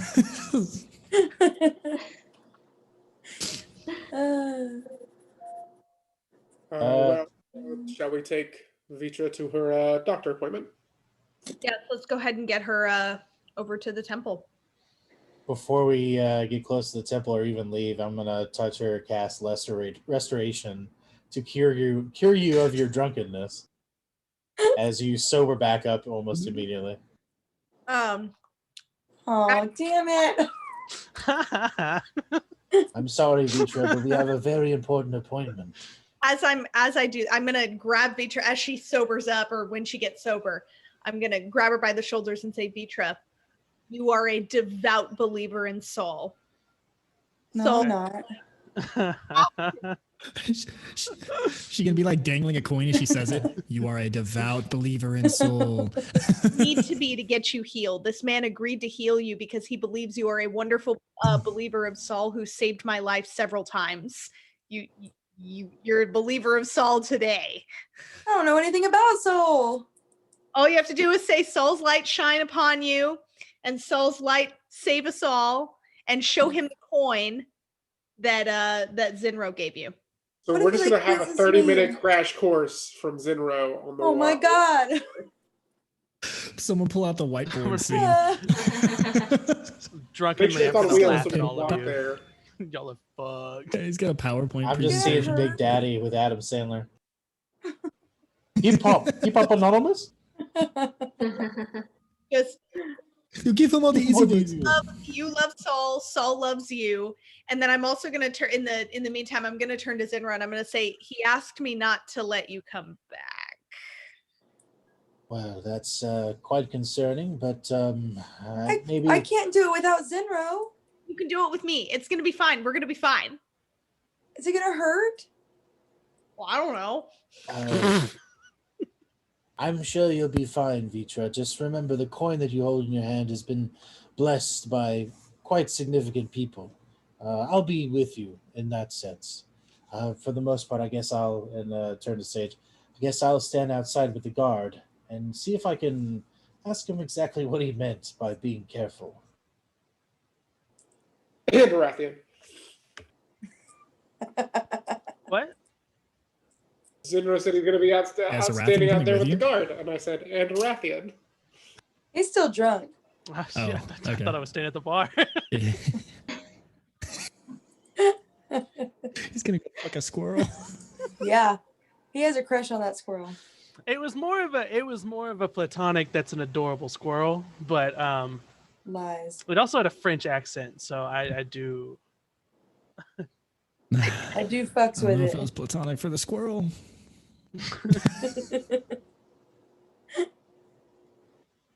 Okay. Yeah. So, once again, who's all going and who's staying? I'll go. Well, I thought everyone was Oh, going. yeah. I guess I'll go. Okay. If everyone going, that makes it way easier. Yeah. Worthy of salvation. The Rathian's going to stay with Zinro at the gate. Okay. Fine. That'll be a fun situation. Perfect. So at this point, it is getting towards nighttime. Oh, By the no. time you get there, the sun has almost completely set. And as you start to approach where the temple is, who's leading the way? I I guess would assume Sage and Vitra. I would Yeah. assume it's us three just because we've Let's been there be already. fair. It's probably a Rathian, and he's probably having to be guided from the back. You don't know where you are. Just Oh, Just wandering. singing way too much. well, for those who have been here before, the three of you, when you get here, you notice the gate is not locked this time; it's open, and the guard is not there. Perfect. Right. I mean, we're Nervous. going in, I guess. I'm gonna open the door or for them and then stand just outside of it because there's no guard to talk to.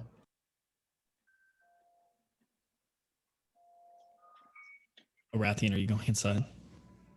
I'm gonna hold on to Arathian as he tries to stumble inside. If he does, grab him by the back of his scruff and I'm pull sure him he back. will. You and I will stand neath the stars Whoa, there, big for a guy. brief moment.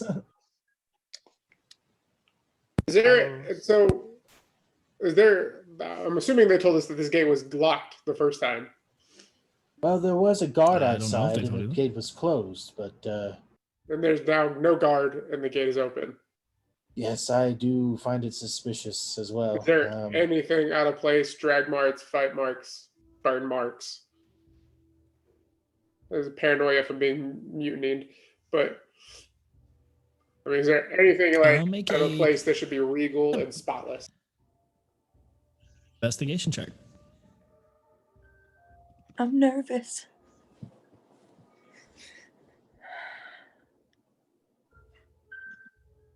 $14. Not very high. Yeah, so as you're walking up, you everything looks pristine in the courtyard. You get up to where the door is, and you walk inside, and you do see the same thing that I described to all of them earlier, except this time the light is not shining through that big glass soul symbol because the sun is set. So now you see kind of like this crystal-looking glass figure of the symbol of soul up above.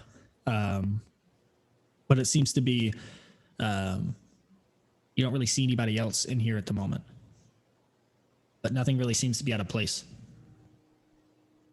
Sage, we're following your lead here. Yeah, well, let's head back to his office. Knock on the door. Cool. The door is also open. Cool.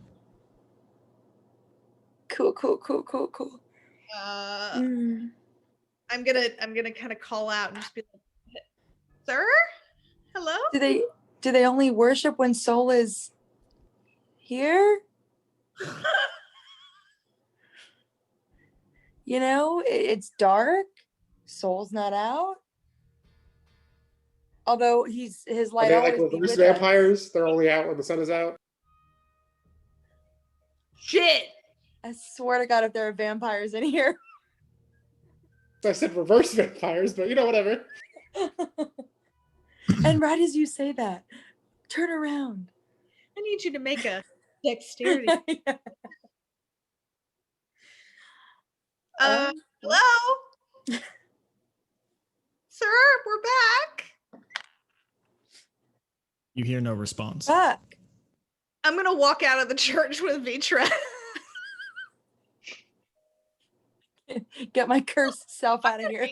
I don't know what's going on. As soon as they come out, I'm gonna clap. Like, yay.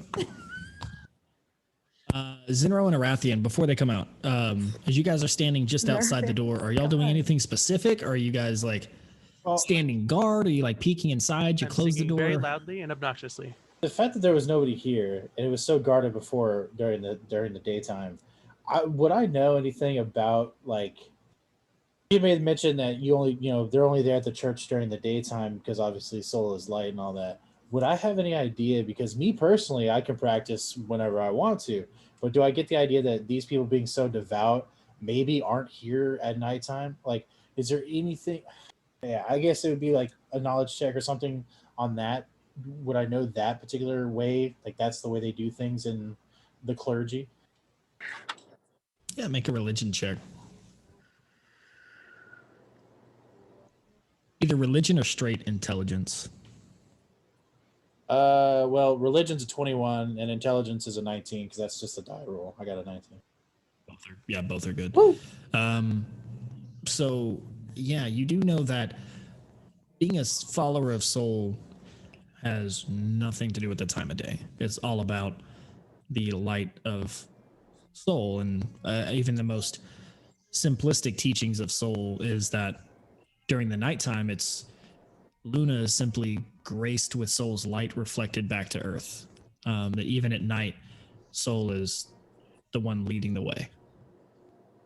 So I would definitely find it odd that there's literally nobody here. You definitely would find that odd.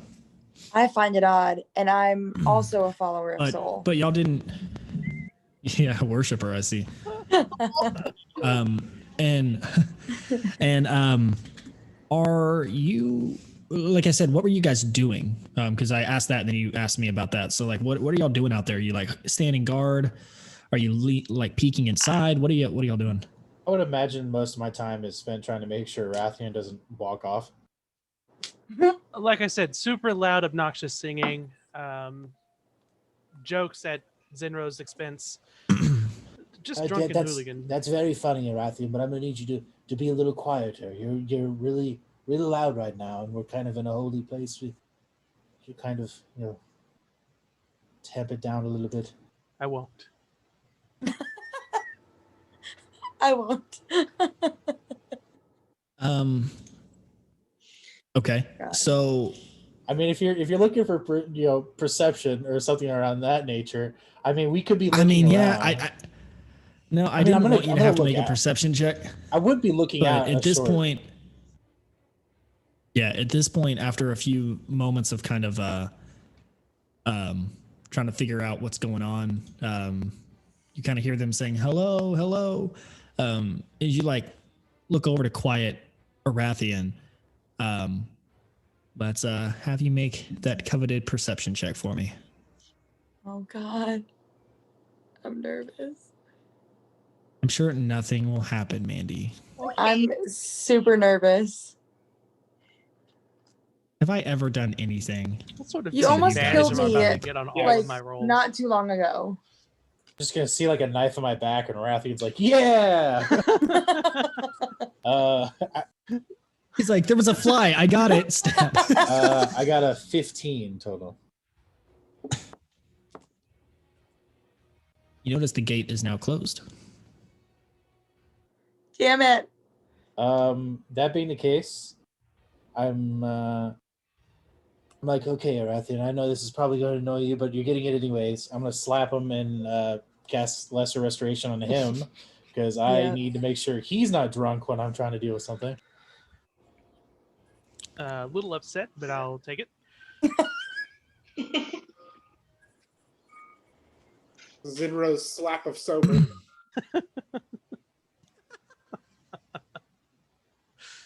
So I like that. when, like, how long before we walk out, or how long before Sage tries to take me out of the temple, does the gate close? Obviously, I know that we didn't make it out before the gate closed, but I'm just wondering, like, do we come out like right after that happens? No idea. You don't know. Yeah. Is the door You guys still were all open? inside. Well, yeah. Zenro's at the door. Zenro just happened to look over and notice that the gate is now closed. He didn't see it close. Yeah, Can I He see just now Zenro? sees it as it's closed. Can I see Zenro? What? Can I see him? Like, if I look through the doorway, can I see him? Sir, you can try. The door is solid metal, so you'd have to open the door. Oh, I didn't. I thought the door was open. That's why I was asking. That's why I asked Zenro earlier. Are you looking through the door? Did you guys close it and guard it? I was trying to fish for that information. I'm assuming it's closed. If you want my answer, I probably would have just let it close behind him. I'm not welcome in the temple. I'm gonna respect the man's wishes. I was just kind of renting it for Arathian. I'm gonna go open the door then. And then once I slap Arathian back to sobriety, I'm gonna be like, Arathian, that gate was previously open, wasn't it? Just kind of confirming my. I mean, we could reopen it. Don't think that's quite the point.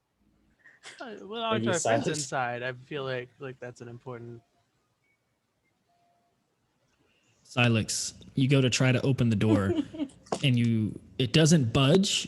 And as you look at the door, it looks like some pieces of the metal have kind of morphed into each other and into the wall around. It looks like the crease that used to be there from the door is now gone. It looks like it's all just one solid piece of metal. Was there any window or like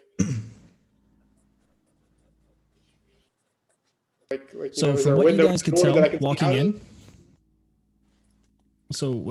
tell walking in, the tower was constructed of a strong stone figure all the way up into a tall cone, and at the top there was the opening for light to shine on the sun that was in there. The rooms even inside also seem to not hold any windows or opening outside. There were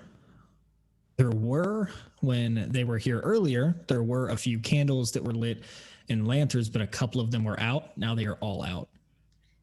Something has closed these windows and these doors. This is not soul. It's not my soul. Bree wants to know if she hears anything or he hears anything. I like y'all's title, Salix and Cree Soul something. Roll perception, Cree.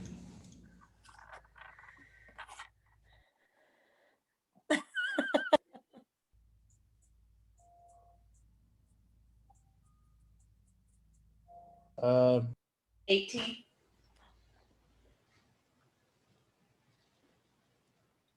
So you do hear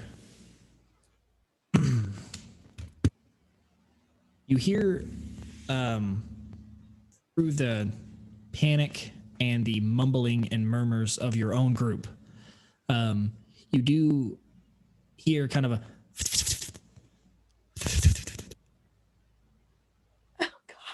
something goes flying through the top of the tower.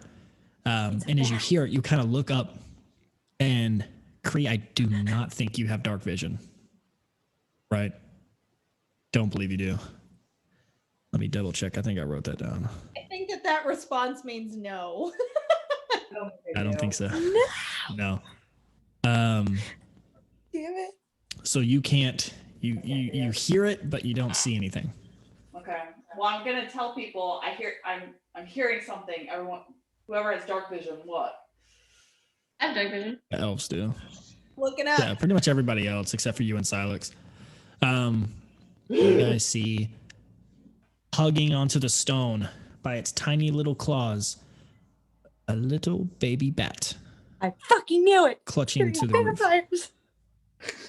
Oh, they're vampires. No. Well, we gotta kill it. What? While this is happening, can I check to see if the gate pushes back open? Yeah. As you walk up, the gate swings open without let's issue. go. So is there by the door? Is there any windows that I can look out and see Zinro? When the gate opens, do we get to Nope. see the other people? Like, that we? No. We're The gate's on the outside. It's in the But, like- courtyard. The gate's like a solid 15, 20 feet from the tower. It's like past the gardens and The everything. door is sealed for the temple. So I guess I We was. are inside. all of you that are sealed inside. Yeah. Signed, sealed, delivered. Yeah, you guys are. yeah, you and I are on the guys are outside locked here, in. Raptor. I'm I'm a little gonna. worried about going inside. I need. I think we're good. Think we got it? Yeah, I think we're good, bro. Let's go to the bar, bro. Why'd you get me sober just to get me fucked up again? I love it. I'm gonna start lighting the candles because I can't see. So I'm gonna make my way to some candles and start lighting them up. Making my way to the. Okay. Yeah, you get to the candle and you light a couple, and a dim light about 20 feet reaches out. At this point, when you light the candle, it becomes harder to see up into the top of the tunnel, or not tunnel, tower, because the light you're kind of light blinded by it so close to you that you can't really see the what's in the background because your foreground is lit up. But it doesn't take very long. After only a few seconds of that candle being lit, you hear that same like, and the bat actually swings down, and with the flutter of its wings, it blows out the light of the candle, and it flies Can through. I attempt to grab it? You can't see. You don't have night vision. Well, I mean, as it comes down. I mean, you can, but it'd be with. I'll take disadvantage. I'll try. I mean, I'll shot in the dark. Yeah, go ahead with disadvantage. Oh my god. That was a 1, so no. Oh, yeah, you miss. All right. What are y'all doing? Is it just one bat? What? From You what guys we have can- seen one bat. Well, Mm-hmm. I'm sure there's many more up there. So I'm gonna go to a corner with my back, hold on. weapons out, like trying to see if I can find it like a crazy person. Can I can I try and look up and see if I see any more bats? Yeah, Um, absolutely. Make a perception check. Great, help I us sure will. Dancing lights. I didn't know it's a cantrip that I had prepared. So, 4 balls of light with 20. Yep. 18. Okay. So I can see now somewhat. Okay. It's a 4 torch size within range. Each light sheds dim light for 10 feet. So Yeah, so you I guys can can create some light. see a large portion. Yeah. Now remember, I'll this send 'em tower up goes up into, about like- 100 feet. Yeah, I'll send them up. So Kind of like a reverse glow stick thing where they throw it down the well, like it's like Yeah, it goes up though. So yeah, you're able to kind of throw it up, and you can get up to about, I don't know. Actually, I think that you can get all the way up to like 120 feet with that. So like you get all the way up there, and as you get closer to the top, you do notice that there seems to be 2 more bats up at the top that do not like that light, and they seem to kind of like cover their face with their wing. 3 bats. How big are they? Are they like the size of my hand, or are they like human size? Oh yeah, little bats. They're like little baby bats. Innocent little friendly little bats. Fuck off. I mean, can you talk to animals, Druid? Yeah. But I guarantee that's not an animal. But yes, I can try to do. It's a good test. It's a good test. I'll go ahead and cast talk with animals or speak with animals on the closest bat. Okay. Yeah, there's one that's kind of perched a little bit lower, not the 2 up top. The one that blew out the candle. What do you want to say? Hi there. We're just here from a friend. We're trying to get out. Can you tell us how to get out of the church? Need wings to get out. It what to get out? You need wings to get out. I can give you wings. No, don't give me wings. I don't want. What happened to the door?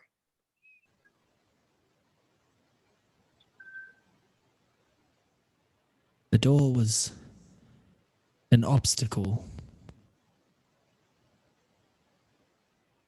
And now it's not. Oh, so you made the door shut.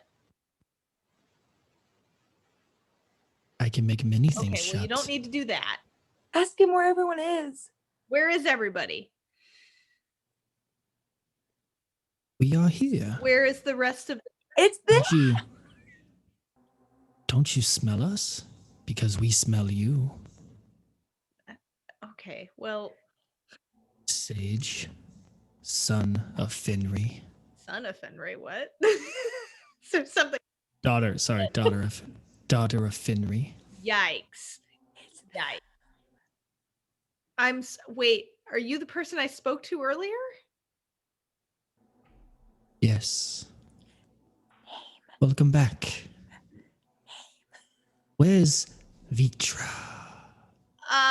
Well, I first have some questions. So when you said you could help us, did you mean you changed us? Because that's not what I agreed on. Where is Vitra? What the fuck? I'm already possessed, dude. Talking to Shade, not fucking I was like, do you say No, that? Like, not the nameless bat. Come that on, we bat. Still have not asked the name of. What's your name? While this is all happening, Shane, can I send one of the dancing lights like into What's the little your name? crystal, the big ass refracted yeah, glass? to the sun. I want to Yeah, do that and sure see how can. bright it As you- gets. As you send the light into the sun, the entire chamber lights up now. And you can see as if it's daylight inside, and you see those two bats up top flutter away, like start flying downward in your direction. Yeah. Okay. Well, Turn to me. the light off. No, we're not gonna. No. How about no? And so what I'll do is I'll take the other 3 balls and I'll have them converge and make one bigger light.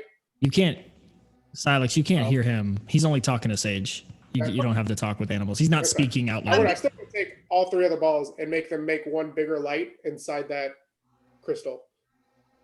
A little bit brighter light. Okay. No problem. So yeah, they're still flying down. They're still flying away. They were already doing that before, but now they're definitely doing it. Turn the light off. Now. You are threatening us. This feels threatening. We are not turning the lights off. I feel attacked. I feel attacked. I feel I'm feeling threatened.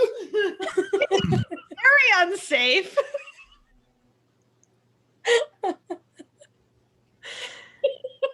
I don't think I've ever heard. Why are you guys I bullying don't me think right I've now? ever This heard is so Hannah say uncool. something to Karen before. I feel attacked. Very attacked. And remember, she asked what the name was. He didn't respond. Oh my God. Time for pleasantries have passed. He's never been pleasant. Turn off the light. Not gonna turn off the light until you open the front door. Then it's blood. And as you say that, I need you guys to roll initiative. Rathian and I are just outside, like, let me in. He gave you fucking chances. We were gonna Alright. fight him. There's no not fighting him. That or he was gonna bite us. So I'm not. We just need to go to that other city across the way. Across the water. Or, if we ever level up, I could maybe help you. Yeah. Maybe after this fight. Well, Yeah, you guys, since you last leveled up, all you've done is fight the pirates. So there hasn't really been anything to level up yet. Do we see the but- light coming out of? Well, there's no windows. You said, right?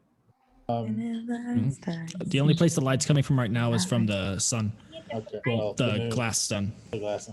Well, checking the gate, it kind of made me feel better, but I'd like to try to. I was going to say to Arathian during that at some point in time was, we should probably get back inside. I'm not entirely sure we're safe here at the moment, Arathian. I don't feel good about this at all. I guess that's when we discover the door doesn't open. Yeah, you guys haven't been up to the door yet. All right, let's walk up to the door. Do a little knocky knock. Knocky knock. There'll be Is this time a- for Trey's signature. Is this a push or a pull? I don't. We find that it doesn't work. It's weird that they locked us out, man. Shatter. Yeah. My signature move. All right, what is everybody? Who rolled over a 20? 21. 21. Sage, what's your dexterity? A +2. Okay.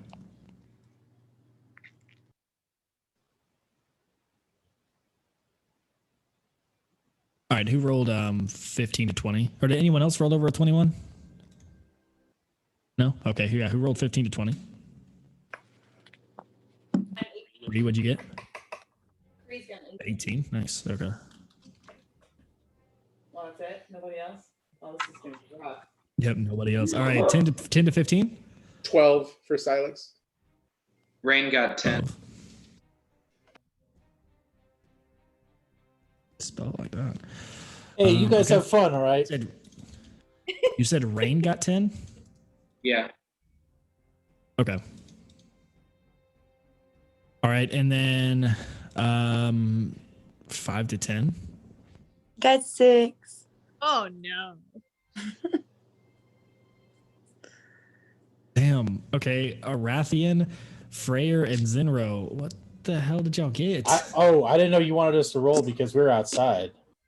But I didn't think we were part of the Still roll combat. as part of the initiative. Oh, okay, Yeah, my still bad. roll My as part of bad. the initiative. Oh, gotcha. I got a 3. Okay, I well, got a 3. in that case, I'm a 16.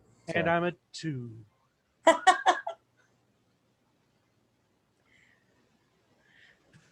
Oh man. Yikes. Our D20s are not helping us out, man. All right. So, as you guys, as Sage is conversing with the bat, and you guys hear her say, "No, we will not." You see the bat that she was talking to fly at her, and in the middle of flight, you see his wings kind of tuck in, and his form starts to take hold as he expands outward, and you see like the black wings kind of curl in and kind of like open up, but instead of wings this time they take the forms of like small hands and arms, and they grow longer and longer into the point of probably about a 6'3", 6'4" tall man as he stands down, not the old man that you saw before. He stands tall, lengthy, pointed ears, pointed chin, slicked black hair with a pale face. You see his hands, but they almost seem to be pointed into claws at the tips. Even his elbows seem to be pointed a little bit. And as he's flying and he lands, he like reaches out for you, Sage. And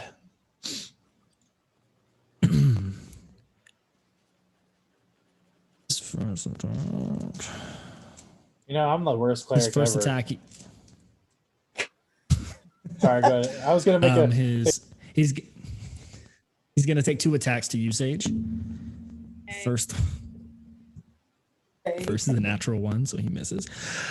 Second is a 17, 26 to hit. No. Yeah, I know it hits. And that'll be 6 points of bludgeoning damage, and I need you to make a dexterity saving throw for me. As he's going to try, as he slashes into you, he's going to try to grab hold of your arm to grapple you. 16. So you're able to fight off the grapples and you push him away, but he stands there in front of you. Sage, it's your turn. Okay. I'm going to go ahead and cast Moonbeam on him. Fuck. It's just a reflex at this point. Works. Okay. Kill that one kid. What does he need to roll? I'm looking. He needs to make a Constitution saving throw. Is a 17 high enough? Yes, so he only takes half the damage. So it's 2d10, it'll be 1d10. No, still roll 2d10. Still roll 2d10. Oh, okay. He'll just take half of the damage. Okay. That is going to be an 8. Not great. Yeah. More than what he did to you? Fuck this guy. Okay.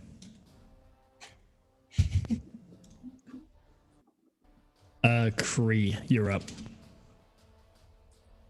So, Kree, you see this bat that transformed into a tall man in front of Sage that seemed to slash into her with his hand claw. You also see 2 other bats still flying down, but they're probably at this point about 50 feet above. Kind of hard to see. All right. Now I know I put myself with my back against the wall. So how far away am I from her and the other guy? Yeah, so we'll say that in this tower, everything's only about 30 feet wide. Okay. So at any point, you can pretty much get to wherever you want to be. Just let me know where you want to be. Unless you're trying to go into like one of the hallways or something like that into one of the bedrooms. Be complicated, specific, but pretty much get wherever you want to be. Just know that everybody is within like a 30-foot range of each other. So Yeah, so just let's keep that not in do mind any for crazy magic range attack stuff, spells. guys. No Yeah, like- incendiary like children moonbeam. over here. Wait, what? Huh? Nothing.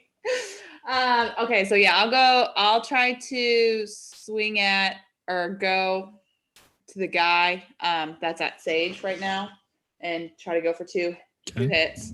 One of them because I have that special sword and then just a regular long sword. Okay, go for it. So yeah, one will be my special one. Which no, that didn't happen at all. So nothing hit. Just Yeah, it's real special dice, baby. yeah, struggle. All right, next. Yep. All right. So next up is going to be one of the other bats flying down. He's going to fly and go towards probably Silex because he's the one making the light. And he's going to do the same kind of transformation, but he's going to try to come down as he flies down and stands. He's going to take an attack and try to bite at you. A 19. That hits. All right, so he's going to do.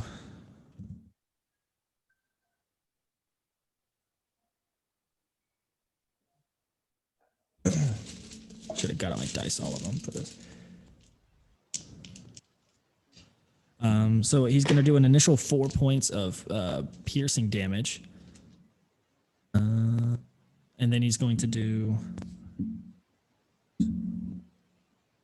9 points of necrotic damage as his teeth sink into the side of the top of your neck.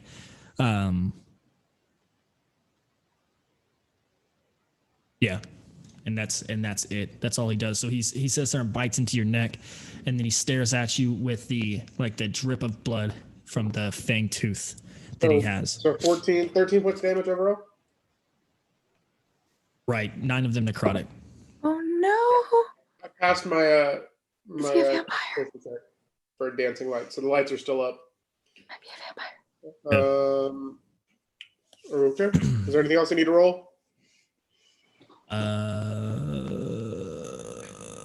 No, that's it. Okay, next up is Zinro. You're outside, so you hear like a screeching sound as the first vampire switched from the bat to his humanoid form. And you look up and you see like the light shining brightly from the crystal, which you saw last time you were in there. Oh, that can be good. I'm gonna go towards the door. Well, we're already at the door. We try to open it up. Does it seem like it like I can push it open? Like, can I give it a shoulder? So whenever you go to push the door this time, you do notice that the crease is back in the door, and it opens up. Oh. Nice. Okay, I bust open through the doorways, and then what do I see?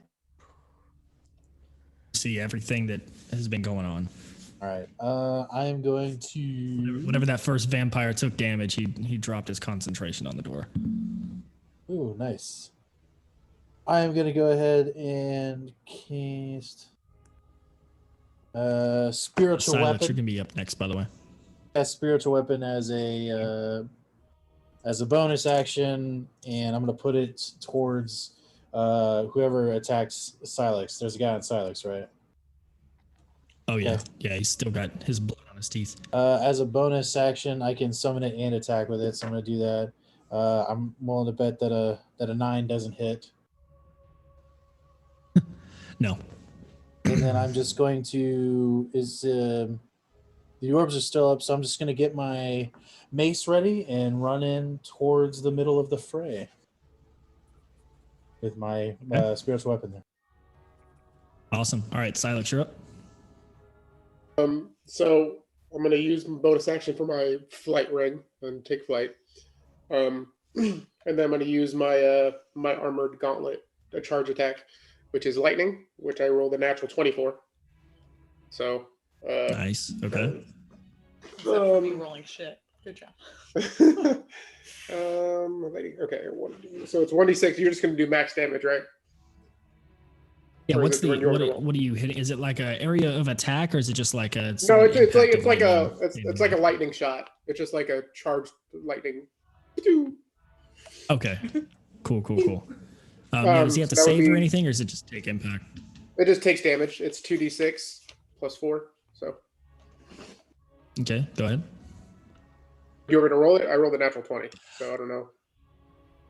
Are we doing the full Oh damage? yeah. So go ahead and roll. 2d6 is going to be 12 points of damage plus what?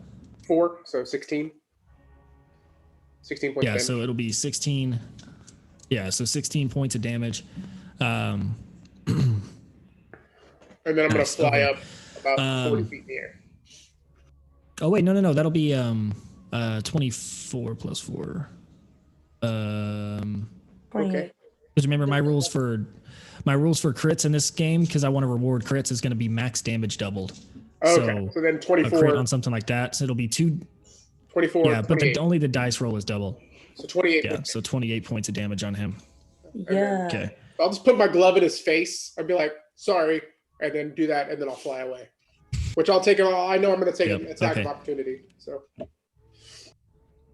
Yeah, he's going to be able to take. He's going to use his attack of opportunity to take 2 swipes at you. First one's going to hit with a 25. Yeah. And the second one is 12. I think you have a better AC than 12.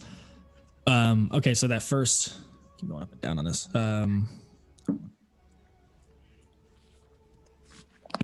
So it'll be 8 bludgeoning damage. Yeah, it'll be 8 bludgeoning damage as he attacks with his fist and essentially just cracks you over the head. okay, still good on concentration, so the lights are still up. Okay, perfect. Let's see. Next up is gonna be third vampire. So the third one is also gonna land. Let's see. Let me just roll for it. There's a lot of you guys. Gonna land on Silex. So Silex, as you turn to run away, the third one lands down in front of you, taking form, and it's going to take 2 claw attacks and go boom, boom, and punches into you. And the first one misses. Second one's a natural 20. So he comes in and hits. The first one just kind of whips past your head. The second one, it finds the perfect like pressure point in the side of your skull. And it's going to do 16 plus 4, 20 points of damage as it hits into the side of your face. And you get a right crack to your head. All right. Rain, you're up, and then Vitra, you're up after. How you doing, Zinro? Or Silex, sorry. Okay, so where all the vampires at? Sorry, I was gone. I don't know exactly what's going on. Just pick one. Whichever has the first one, I guess. Whichever has the most damage. All right, that'll be the one that Silex fucking electrocuted his skull. So it'll be number 2. We'll just say number 2. Number 2. Okay. Yeah. I will cast Moonbeam on it. Okay. Go ahead.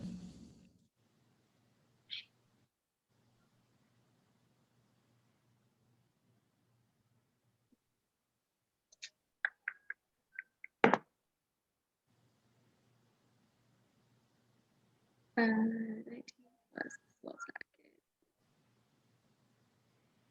24. Oh yeah. Wait. What? We don't have to roll for Moonbeam, right? Who did? No. if you gotta read the spell. It's I roll a Constitution save, but you roll 2d10. So if you rolled a 24, then we need to talk.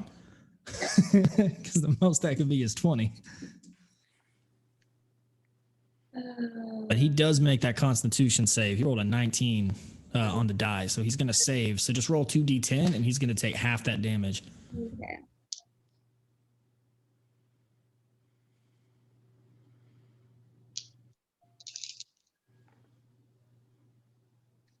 Uh, 17. So 8. 17. Damn, nice roll. Yeah. So he'll actually, it'll actually be 9. It'll round up. So he takes 9 points of damage. It looks like that one hurt him. Yeah, he did not like that at all. Actually, damn, y'all beating up on this motherfucker. I'll tell you that.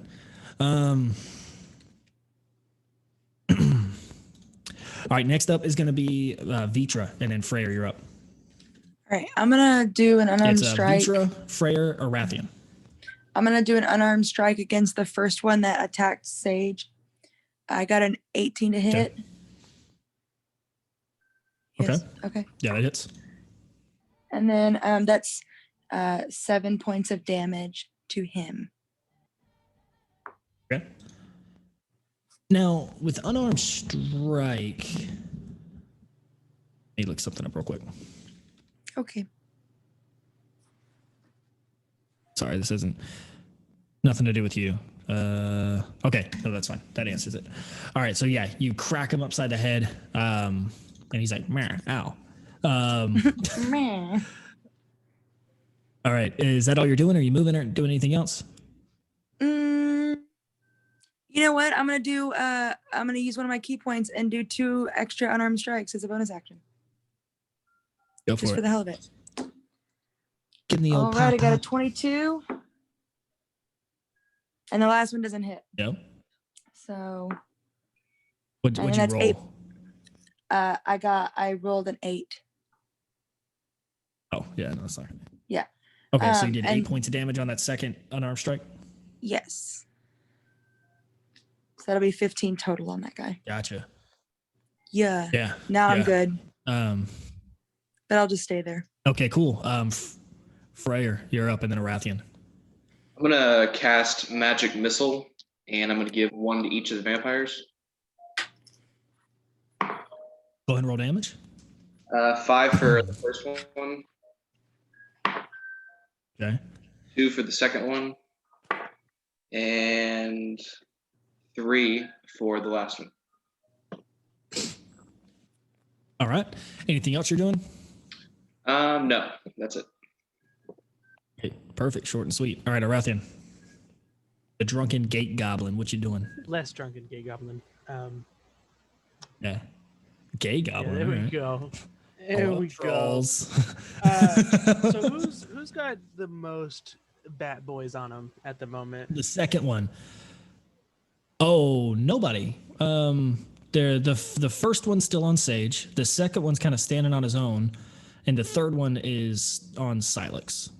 So no one has any more. I flew up into the air, so unless they're flying with me, then I'm by myself. Okay. Okay. Yeah, he's up by himself then, because they can't fly right now.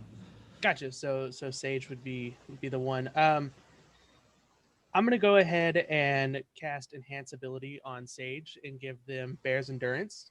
It's gonna give them advantage on Constitution checks, and then it's also gonna give them 2d6 of temporary hit points. And this is gonna last up to an hour with concentration. So I would be Okay. handling that. Do you want me to roll the 2d6, or would you like? Yeah, go for it. Gotcha. Joe Magics. You get 2 hit points. You rolled 2 ones? I rolled 2 ones.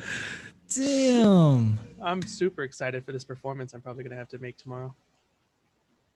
Damn. He's gonna show up with like bite marks in his neck. He's like, I'm good. I'm good. I've got this French guy. squirrel. Hold on, he can vouch for me. I swear I'm good. Yeah, but that's it. That's all I got. So enjoy Yeah. the Constitution increase. Okay. Okay, so we are back. Wait, no, we're not. Yeah, we are. You guys ever try to click on a tab, but you accidentally click on the little X by the tab and you have to fucking pull it up again? Yes. Too. Me too. Hold on. Okay, so Arathian just went. So yeah, we're back up to the top. So the one who's in front of Sage, he took the moonbeam last time from you, right? Sage? From who? Okay. Yeah, so he's going to. Well, Rain, you hit number 2 with a moonbeam. Sage hit number 1 with a moonbeam. So there's a couple of moonbeams currently just up right now. So he's going to move out of that. And, well, actually, what was the damage? It's like 4 points of damage. It was, oh no, it was 8 points of damage. Right. Okay, so he's going to take another 8 points of damage because he starts his turn inside of that. And then he's going to move out of the way. It's only a 5-foot radius. He's going to move out to the side, and he's going to go in for a bite attack on you.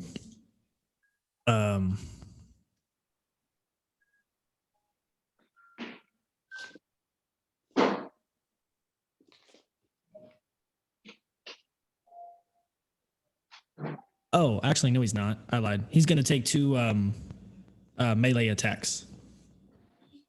Okay, sorry. The first one is a 16 to hit. Yeah. That does hit. Okay, and the second one, it's an 18 on the die, so it's definitely going to hit. Okay, so he's going to, the first one, he's going to hit you for 6 bludgeoning damage. And then the second one, he's going to hit you for 11 bludgeoning damage. And I need you to make another dexterities check. Ooh, 18? That's good. So once again, you kind of shrug off being grappled by him. But you do take the 11 and the... How I rolled the first time? 6? 17. Roll. Okay. Yeah, so you do take that damage, but you're not grappled again. And you are up. Okay. I am going to turn into a wolf. Okay. Your moonbeam goes away. Okay. And then I can't remember if it's, hold on. I think turning into an animal is my action, so I don't think I can do anything past that. I think I can just turn into an animal. So I'm just going to go ahead and do that and stand in front of him. Okay. Rawr. All right. Okay. Yeah, next up is Kree. All right, so we're gonna try this again to hit. Okay. The first one I'm pretty sure hits with a 19. Does a 17 hit? Yep, both hit. Which one are you attacking? Oh, the one that's on Sage. Okay. In front of the wolf. Yes. And so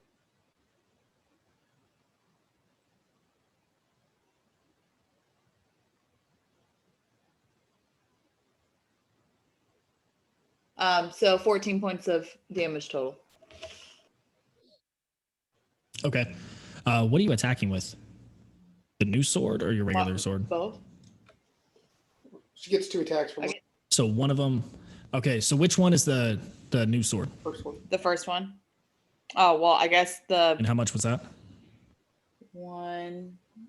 So 5. 5. Okay. And then the second one, how much damage was that? 7, 8, 9. Just to be transparent, non-magical weapons take half damage. So that's why I was asking that. I'm just not going to try to. I'm not like hiding behind the curtain there. It'll be annoying. I know. I was like, I was just trying to make it easy by giving it total for you. I know, and that's why I could tell from the tone you're like, I try to make this easy, and you're making it hard. So I was just letting you know, like, non-magical weapons. Her second sword, Kree's second sword, is one of the ones that forms into a ring. I don't know if that counts as magical to you or not, but I mean, it hits. Well, it doesn't do magical damage. It just does slashing damage. And he's resistant to slashing damage. So if he was doing like that sword that she has the potential on a crit to fully kill him. Yeah. And so every piece of damage is like, it's a magical hit. That's why I was asking about the unarmed strike earlier, if it was like a magical punch. That's what I was looking up. Okay. All right. I'll separate it for you. Perfect. I can't do 2 attacks the same. I have to do it separate. So yeah, I'll have to give it to him. Okay. Cool. So that was Kree. Now it's going to be that second vampire, and he's going to turn towards Silex, and Silex, as you look at this guy, his face is fucked up. You just burnt all the, the skin, the paleness is turned to char, as like you turned his face into a piece of charcoal. And he's going to definitely come and take a couple of attacks towards you, buddy. Just reminders, I am 30 feet in the air. I went straight up. Oh, that's right. Yeah. You're right. I'm next to it. I was basically where Silex was before he left, if that makes it easier on you. Okay. Yeah, but he wants to get Silex.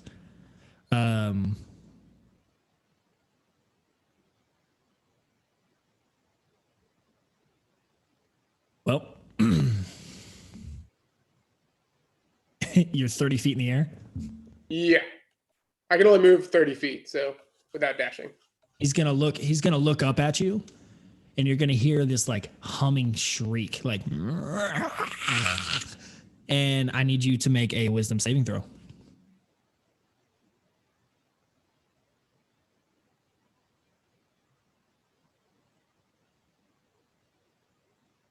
$13. You are now charmed by this vampire. All right, then.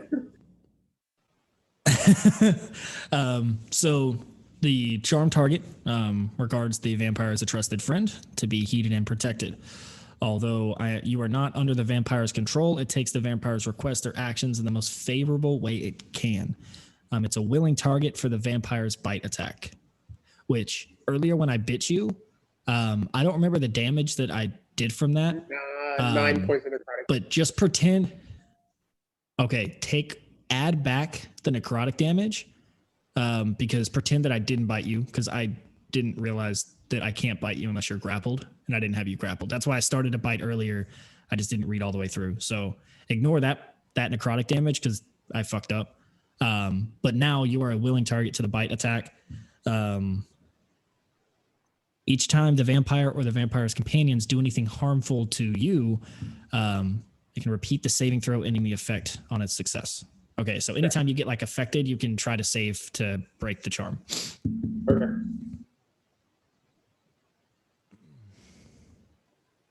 The effect lasts 24 hours unless the vampire is destroyed in a different plane of existence, or if the vampire takes its bonus action to end the effect. Okay. Cool. Alrighty then. That's his whole action. Zinro, you're up. And then Silex, you're up after him. Well. Oh, I guess he would make a command. 1 second. So he charmed you, and just a command for your next action would be come. Like it's not command like a one word, but he's going to say come here on his action, and that's what you can interpret when it's your turn. Zinro, go ahead. As my action, I was going to cast Guiding Bolts to not the really fucked up vampire, but the vampire that was close to Silex when he first took aloft in the air. I missed, I believe, with a 7 because I'm rolling like absolute dog trash. But then But then I'm going to use my bonus action to hit with the spectral mace that I made for my spiritual weapon. That was a 17 to hit. That hits. All right. Then That is going to be 7 points of radiant damage as I smack him with the Okay. mace that looks like mine. And that's pretty much my whole entire turn. Okay. All right. Gotcha. Okay, cool. Silex, you're up. Yeah, I guess I float down, land next to him. I'm assuming it's my turn. Okay. Okay. Anything else you want to do? I mean, so I'm not controlled. Like I'm not like I have to save the vampires. I just like I view him as a friend. Correct. It says, yeah, the charm target regards that vampire as a trusted friend to be heeded and protected. Okay. Although you're not under his control, it does take his requests and actions in a favorable way. But it doesn't think the other ones are your friend, just that one. Yeah, true. Okay,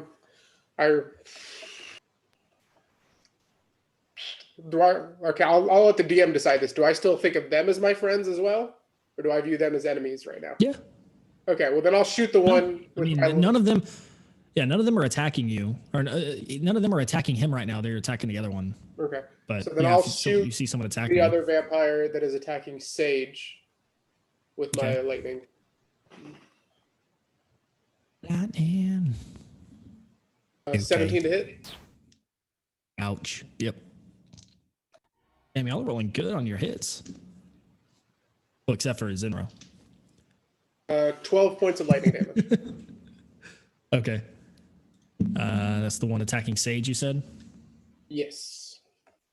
Okay. Well, I'm just sitting here like I should have just done a detect evil and good when I was around them, and I felt weird about it. That would have been like, oh, by the way, bing, bing, bing, bing, like just like, oh, we're in a room of death. Let's go ahead and leave. What a wonderful room of death. Okay. All right. So next up on the list of fun. Yeah.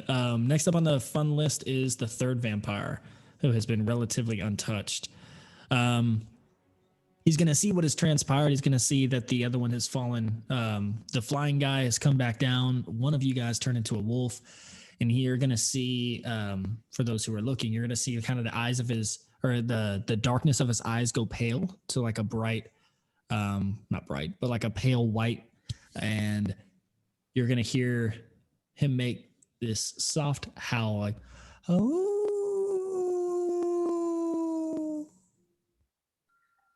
And then a few moments later, 3 wolves come running from outside into the from the open door, and stand in front of this vampire and kind of act as like a guardian. And he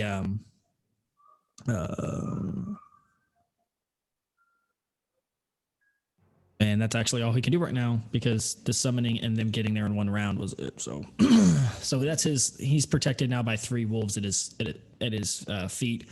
Rain, you're up, and then Vitra. Okay, so I'm guessing I see the wolves come, and I have my moonbeam. Oh, yeah. I have my moonbeam still up. It's good for a minute, I think. I'm gonna take the moonbeam and put it towards that guy with 3 wolves. Okay. Yeah, so you're gonna move it. It's like scorching the ground as it moves into where that vampire is. And what was the damage on that again? It's 2d10. 2d10. Okay, yeah, because you rolled like an 18, right? Okay, so we'll just keep that 18 as the damage. Now, the way Moonbeam works is like you move it on your turn. He's going to take damage at the start of his next turn, right? Okay. So, and so will the wolves in this case because they're right on him. So for right now, they're all right there. And then the wolves will make their save. He has to make a dexterity save, I believe, or a constitution save because this one's new. He rolls a 14 plus 14 plus 4, so 18 total. Does he save? Yeah, he's saving against my spell DC, right? That's it. Yes. I don't know if Moonbeam has its own specific DC, but it will probably your spell DC. Then yes, The he wolves saves. also save. Wolves also save. Okay, Cool. So you move your moonbeam over and it scorches the ground. You actually see some of the pews of the church kind of catch flame as it goes like and moves across the floor.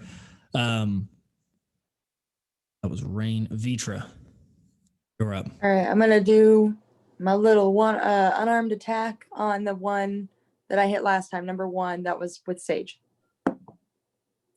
That would be a 20 to hit, and that'll be 6 points of damage to that guy. Okay. Go ahead and make a Constitution saving throw. Okay. Sorry, let me get my little Constitution score out. 15. And Sage, what was your moonbeam DC? Well, it's gone now, but I know this was, like I said, that it ended on your last turn, but this was from her coming to punch last time because it was there whenever she originally tried to punch the guy. Mm-hmm. It's hard without a map to remember all this, so I'm trying to like keep track. Yeah. But yeah, the moonbeam was on him, and she went and did an unarmed strike, so she punched inside the range. So I just I'm catching up on that. 2d10 after they make a Constitution. She had 8 points. Right. Yeah. Yeah. It was But 8 what was points of damage. what's your spell DC? I know, but what's your spell DC? 13.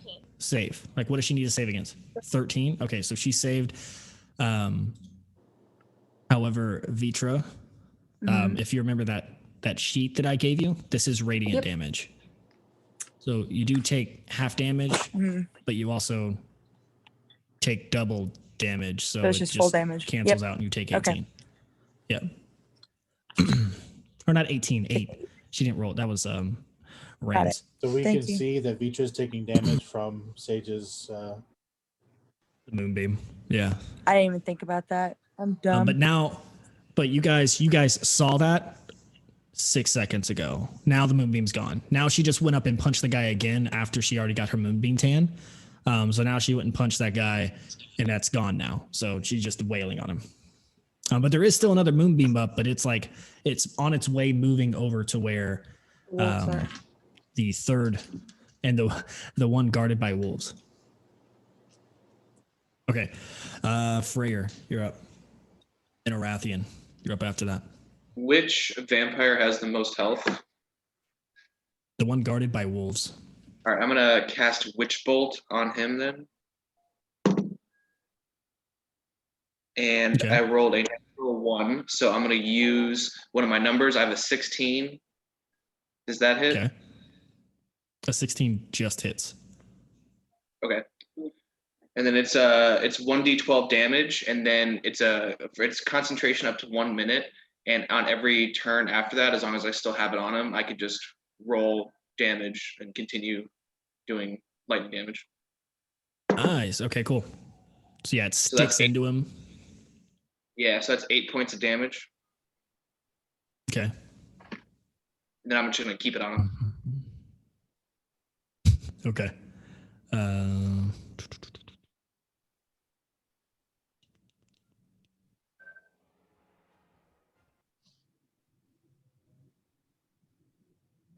Okay, cool. All right, so yeah, you're gonna keep that on him, and that's the one that's like fully healed up, right? Cool. Least hit. Yeah. Cool. So Arathian, you're up.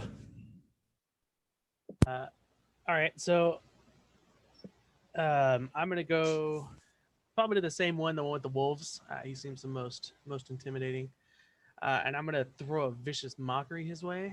I'm gonna call his wolves puppies, and I want to talk about like his mother a little bit. You know, just a bunch of like really base level insults because I don't really know this guy, and I might like him. Who knows? So he makes a wisdom saving throw. If you want to go ahead and roll for it. Okay. Oops. Oh, he fails. Well, then he took 4 damage, and then he has disadvantage on his next attack. Okay. And then I'll end my turn so that I can keep the bear's endurance up on Sage. Okay. Awesome. Back up to the first vampire that's getting punched by Vitra now. He's gonna turn to Vitra and let out a and he's going to his first punch.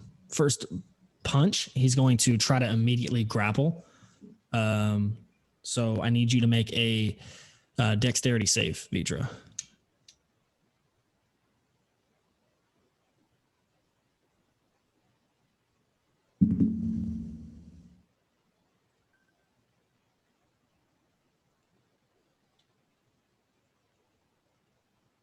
— 15. 15. So you're actually grappled by him as he grabs on the side of your arm and he pulls you in and goes for a bite on your neck. Love With that the for second me. attack, which was a 17 plus a 9, so 26. Yeah, And he's going that kind of to hit. he's going to do originally 9 points of piercing damage from the teeth entering your skin, and then an additional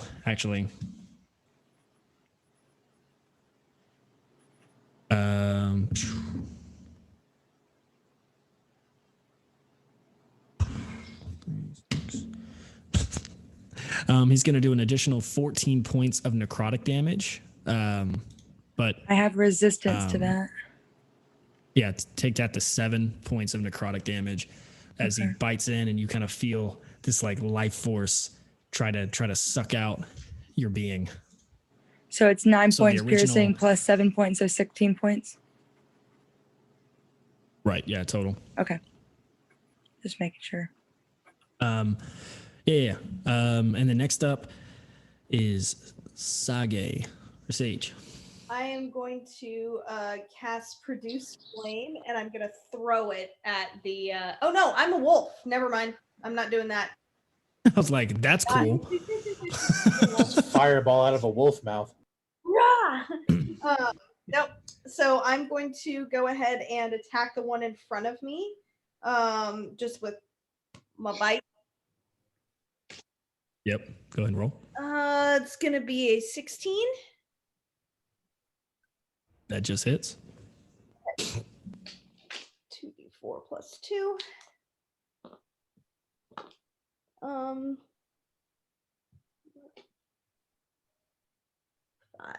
7 points of damage.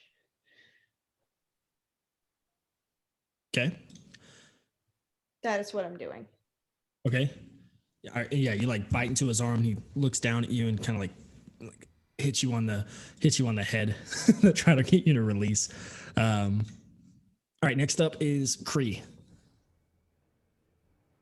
Cool. So I'm gonna again stab the same first one. Stabby stab. Okay. I rolled the exact same thing. So it's 17 and a 19 to hit. Okay, both hit. The magic sword is gonna be a 7, and then the regular sword is gonna be a 4. Okay, perfect. Okay. And then that's it. Awesome. Sorry. Okay, awesome. Yeah, you like slash into him, and you start to see some like ichor black and red maroon, like dark thick blood start to spill from his chest. He's looking pretty rough. The second vampire, the one that has Silex as his human puppet, he's gonna lean over to Silex and say, "Protect my friend, please." And he like looks over towards the one that's being attacked by the wolf and Kree slashing into him. He's gonna say, "Protect my friend, please." And then he's going to he's also gonna run over there to try to protect, and he's going to attack. Let's see, let's roll. He's going to attack Kree, and he's going to take both of his like claws and like take 2 hits into you. It'll be a 16 and another 16. Do either of those hit? My armor 16, so no. Yep. No, that means they do. Oh, that does. If you have a 16 Oh, and I he thought- rolls a 16, that means that it hits you. Oh, I thought I had advantage. I don't know. The If armor it's class is the number ties? it takes. Yeah, a tie means that it hits. Your armor class is the number it takes to hit you. So if you roll a 16, that's the class of what it So takes to then hit they you. both hit me. So my armor class is 16. Okay. Okay. Yeah, Perfect. yeah. So yeah, he's going to take his two claw attacks at you. Didn't know this after hitting you guys so many times. Oh, it is the D8. All right, so the first attack's going to punch into the back of your little feathered head for 9 points of damage. And the second one's going to do 10 points of damage. So boom, boom, hit you with the old 1-2. And next up is Zinro. And then Silex, you're up after Zinro.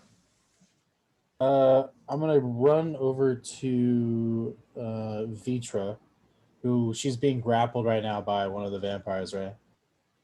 I'm gonna move my sword with me, my spectral sword. I'm gonna take a swing with my spiritual weapon once on that creature. If I can move it, it's 20 feet movement. If that's close enough.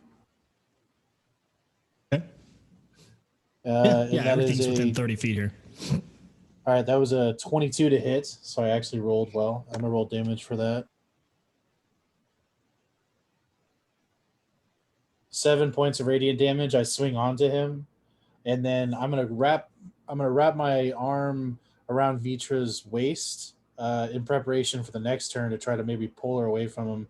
And while I do so, I'm going to cast Cure Wounds on her, and you heal for 12 points of healing. Hell yeah. Thanks, man. And was- wherever the coin is right now, you can feel it like warm up because I actually use that to do most of my spell casting. Yay. But, Thank you. Yeah, and then I'm gonna be like, we need to get him off of you, and then I'm gonna prepare for maybe pulling you in the next round. So Zinrose, you take your first attack and you slash into him, and then you start to try to turn your way to peel Vitra off. After a few seconds, you hear the sizzling sound of that radiant damage kind of piercing into him, and a cloud of mist appears behind you, and he disappears. Oh, I guess he's dead.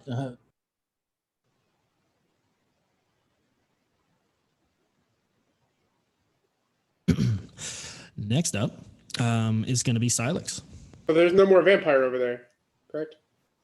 Yeah, not anymore. There is still one, but that's the one that's now attacking Kree from behind. That's the one who Hit charmed him me. with the.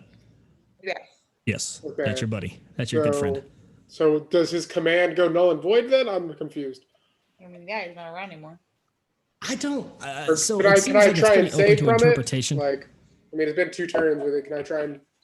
You haven't taken damage. So the way that it reads on here is, and you guys can definitely look up like charm yourself, maybe like vampire charm if it's different. But it says each time a vampire or the vampire's companions do anything harmful to the target, you can repeat the saving throw. It doesn't just say you get to save against it every round. Since he hasn't hit you or none of the other guys have tried to hit you, I don't think you can try to save unless you're attacked. Okay. I think right now you're still So, friends. but Like you're still his buddy. his command is now null and void because his vampire friend is gone. Correct. I'm gonna go with the I'd DM's say, ruling on this. So.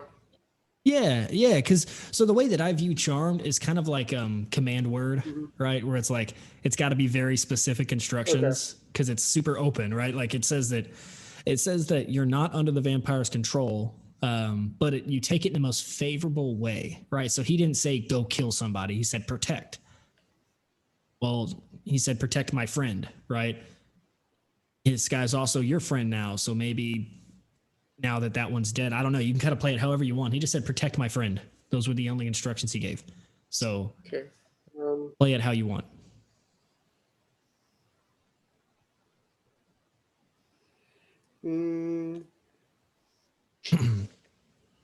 Okay. Well,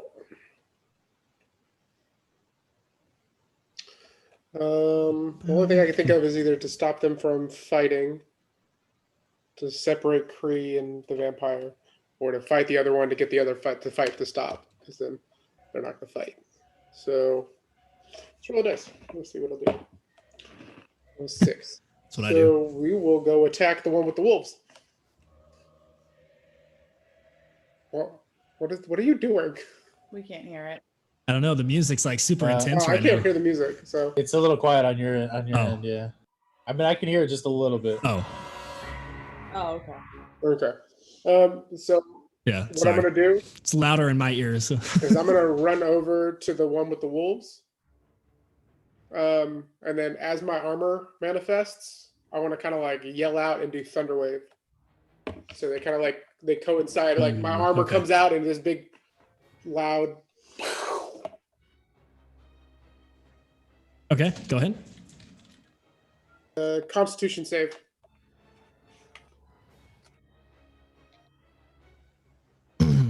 Yeah, it's a 15-foot cube, so everybody over there. Rain, perfect. So Rain, Sage, Vitra, Zinro, of course the vampire, The one with the and wolves is Kree. over there? All make. Oh, you went for the one Yeah, with the because wolves. I can't fight the other one. Oh, So I went for the one. Yeah, yeah, okay. That he's getting in the So way the of only me one over stopping there would this be fight like, to protect. yeah, Orathian's the only one that would be over there in 15 feet. Everyone else is kind of on this other So guy. yeah, I'll go to the one. So it would just be the guy, his 3 wolves, and Orathian. Okay, so Constitution saving throw Rathian. Natural 20 on his save. You got this, Arathian. I also got a nat 20. Uh-oh. Oh, no. Wolves. The puppies rolled a 7. I feel bad. Burn for in you. hell, pups. No, the puppy. Not their fault. They're charmed by the Burn in vampire. hell, So pups. yeah, so they're all pushed 10 feet away from me, except if they passed. And they take I rolled 14 points of thunder damage. So if they succeeded, they take 7. They failed to take 14. Yeah, all 3 wolves are dead. They're like at the base of him, like you cast the thunder wave and like the vampire is just able to kind of like, but the wolves are like, and the force of the thunder like blows them backwards, and there's gore and blood splattered across the altar floor. There's the shape of their dead body, blood on the walls behind them. Yeah. Okay. Next up is the 3rd vampire that just lost his wolves. So first up, he's going to take the damage from the moonbeam. But he saved against that. Back to normal. So 18. Okay. So yeah, he takes that, and then he's going to move the fuck out of the way. And he's going to. I get attack of opportunity since he moved. Yeah, I'd say so.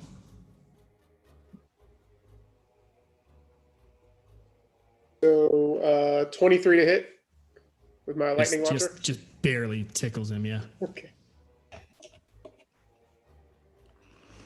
9 plus 4 is 13 points of lightning damage. Okay.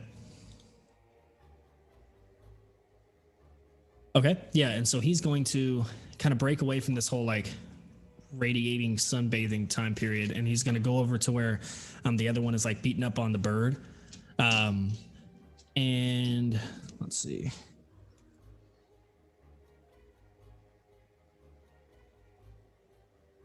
I promise it's not pick on Mandy all the time, but he is going to attack Vitra. And he's going to go for 2 punches. The first one being a 16 to hit. Yes. And then the second one being also a 16. We both roll 2 9s. Okay. Yes. So he's going to go, and the first hit's going to be 10 points of damage. The second hit's going to be 8 points of damage as he goes punches into you. All right. I'm out, guys. I'm still holding you, and you're just limp in my arms now. Yeah. So Let's go. Vitra, Oh. as you get like clocked 1 2, you like knock backwards, like the wind gets knocked out of you, And as you fall back into Zinro's arms, Zinro, you look down and you see her eyes shut and then reopen again, pitch black. She stands back up and roll a 1d6, Vitra.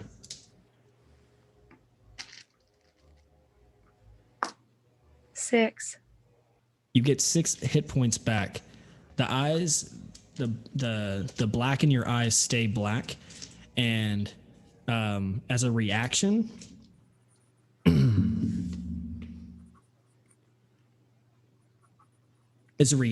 as you stand up or back up, I would say, the glare you give back to the vampire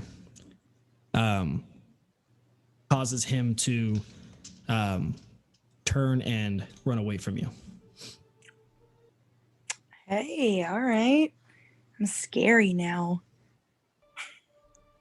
Also, Zinro, I need you to make a wisdom saving throw.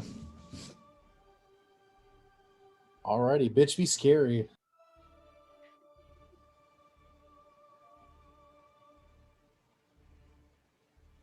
Uh, 14. You are also now frightened, and you'll spend your next turn getting as far away from Vitra as you can get. Good job.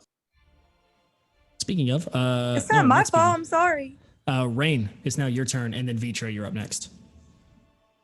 Okay, so is the moonbeam still up, or is it gone away?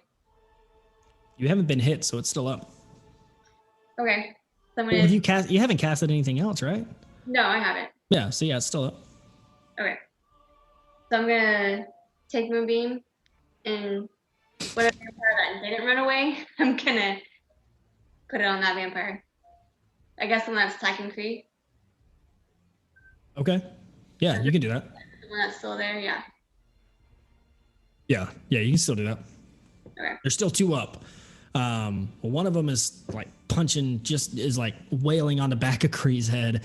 The other one just cracked into Vitra and then is like currently backing away. And you move this over to the one that's punching Kree. So this one hasn't been attacked by you, so it's going to roll its own. Oh, it was so good. That is 13 to save, so that's probably not going to save, right? Right at 13. So yes, it is. So it does save. Okay, so that makes it save, so it's not going to it's going to take half damage. But Kree, I also need you to make a Constitution saving throw.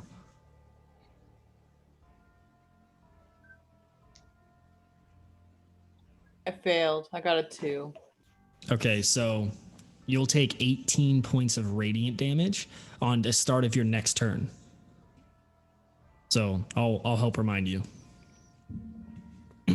Yeah, she rolled really good on damage on that shit. That's a moon fucking beam. That is a moonbeam, baby. Okay. Bro, you hurt me more than the damn thing did. Yeah. Yeah, these Farafel sisters don't fuck around with their moonbeams. They don't give a fuck. That's where So Vitra, you're back, but you feel this this sense of force, this sense of evil about you. Yeah, you're after now you've been brought back to life by the being inside you. Your alignment fully changes to chaotic evil. Sick. And now your Great. eyes are permanently black. Like forever? We're in combat. You don't know at the moment they are. Well, you actually don't know, right? Other people Right, would see yeah. this. That's fair. All right. But I can still have control over kind of what I do in a sense in terms of like my turn. Yep. Okay. So which one did she moonbeam on? The one attacking Kree. Okay, great. So I'm not going to go to that one. because I don't want to punch a moonbeam again. So I'm gonna go to the other one. I guess that's the one that did have the wolves, or the other one. That one's running away from you. Great. I'm Well, gonna it's go either after left. him. It's gonna keep running away. Okay, great. I'm going to throw a dagger at him instead of trying to unarmed strike him. Okay, yeah, you're not. Yeah, because you won't be able to catch up to him. Yeah. I'll throw a dagger. Okay. Go ahead. 16. That hits. Yeah. Great. Stick it in Okay. him. 8 points of damage. Okay. Yeah. Yeah. He's like already Little running away. He's, bitch. yeah, and he's like, fuck. But he's actually still doing pretty well. He didn't really get too fucked up before he got terrified and ran. Is that all you're Baby. doing? That's all I got. All right, Freyr, you're up, and then Arathian, you're up after. Now, Right, at this point, there's still only one up, and it's got a moonbeam on its way, and it's currently punching Kree in the back of the head. I'm gonna keep saying that every time. Kree's still getting fucked up. Like I don't know what's happening. So the one with the wolves is running away. Yeah, the wolves are dead, by the way, thanks to Silex and his Michael Vick strategy. But yeah, the one that's punching Kree, like beating the shit out of Kree, is still up. Well, how far away is he? The one that's like running away from me, because I had the witch beam or the witch bolt Mhm. on him, and it's At good this for point, yeah, it'll still hit. Yeah, he hasn't gotten a full turn's movement, so he's still within 30 feet. Okay, so I'm just gonna roll again for damage on the witch bolt. Yeah, go for it. It's 9 points of damage. Okay. Yeah, so he's still running away. Hasn't stopped running. But now it's like, fuck, he just got tased as he's running. So this shit really hurts. Thank God they didn't use lethal force. And then Arathian, you're up. I'm gonna see the other one running and probably just not care about it. So I'll turn in vicious mockery, the one punching Kree in the back of the head. Punch like a girl. It's like, man, is that the best you got? And I'm just gonna throw it at him. He's gonna make a totally lost here. A wisdom saving throw. He fails. That's a 2 plus 2, so a 4. All right, so he's gonna get 1 point of damage, but have disadvantage on his next attack roll. So Okay. Yeah. So he's Jesus. Dink.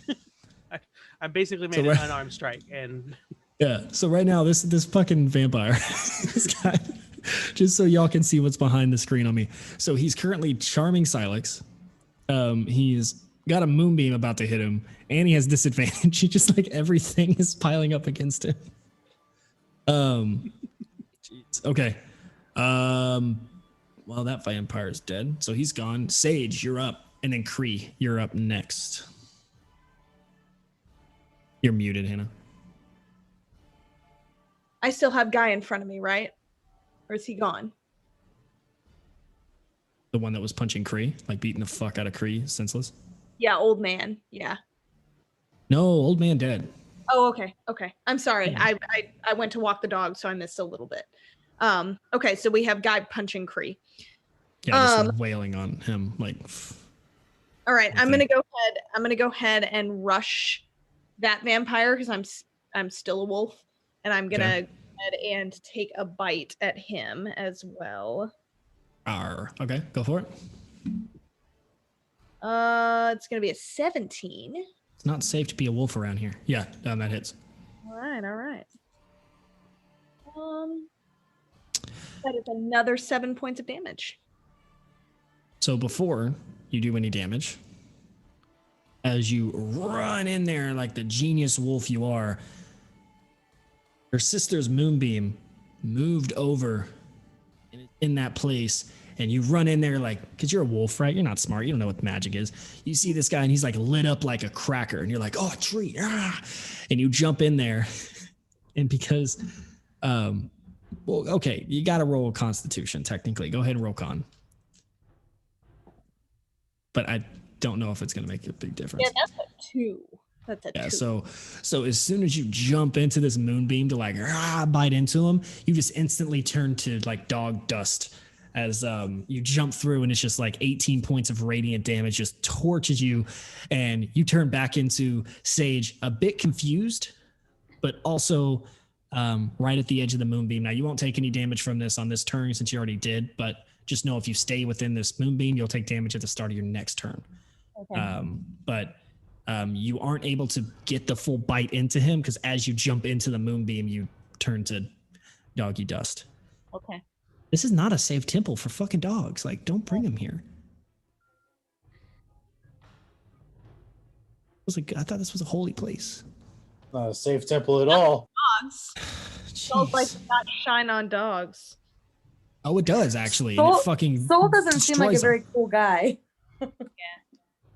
Hold on. says the demon.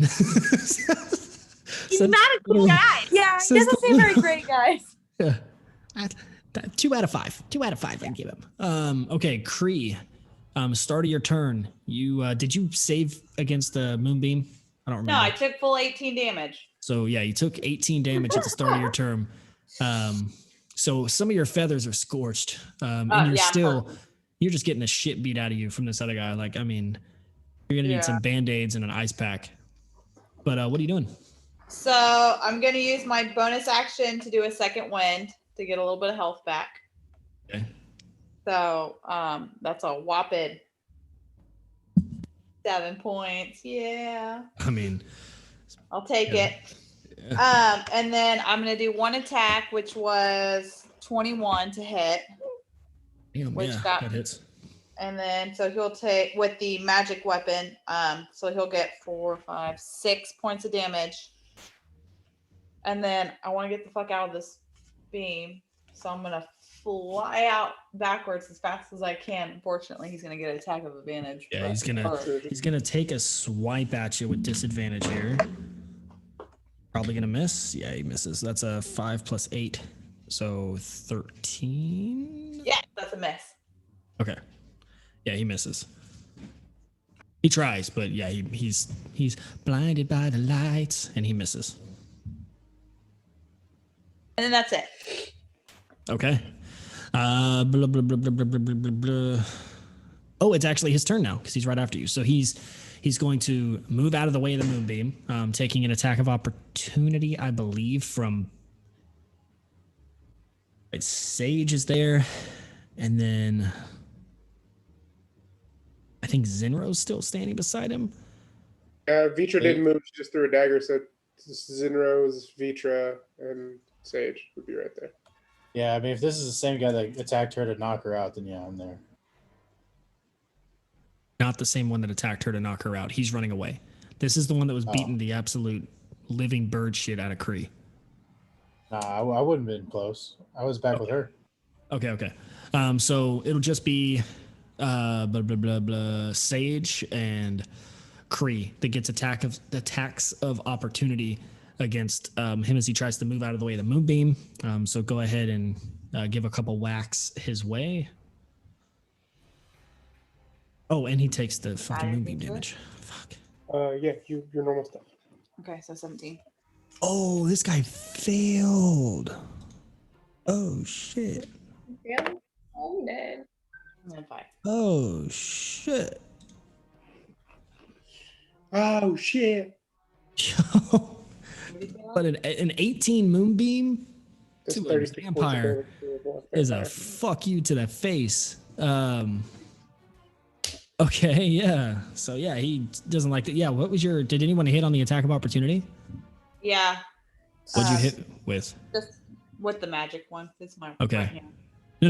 So, What's the damage? Sorry, that's what I mean. It's 5. 5. Okay. I rolled a 1. All right. And Sade, did you hit? What'd you say? What? I'm sorry. I said, did you hit on the attack of opportunity as he tried to move? No. You missed, or you didn't? You didn't? Did you try to hit and miss, or did you like No, I forget? tried to hit I'm sorry. No, I didn't. I heard something that was not what you said. I don't know what I heard, so I'm sitting here confused. No, I rolled like a 7. There's no. Yeah, no, it misses. Okay. So yeah, he gets out of the way, takes a punch from Kree. And he is going to do his patented punchy punch because I am the worst at playing with vampires and have all these cool things and not using any of them. So he's going to take 2 punches at Sage since you're close. The first one will be a 26. The second one is a 19. Does a 19 hit you? I don't know what your AC is. Okay. So I feel like somebody has a high AC and I forget who it is. I think it's Adam. I It's think I'm the highest. Arathian. It's definitely Arathian. Arathian. Okay, I was like, somebody has like a 19 or a 20, and I forget who it was. I'm at a 25, so you know. Oh, okay. All right. Sage, you take 9 points of damage, and then you take 5 points of damage as he punches. I'm out. Okay.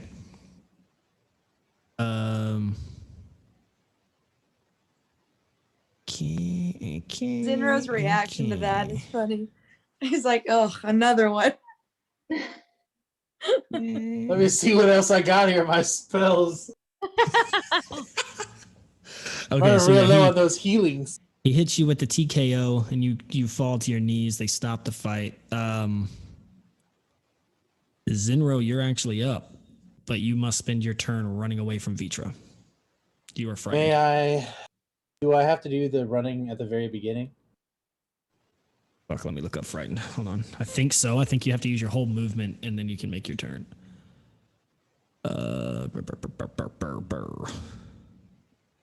So you have disadvantage on ability checks and attack rolls. Oh. Well, technically you don't have to run away. Yeah, I think the You just can't get any technicality, closer.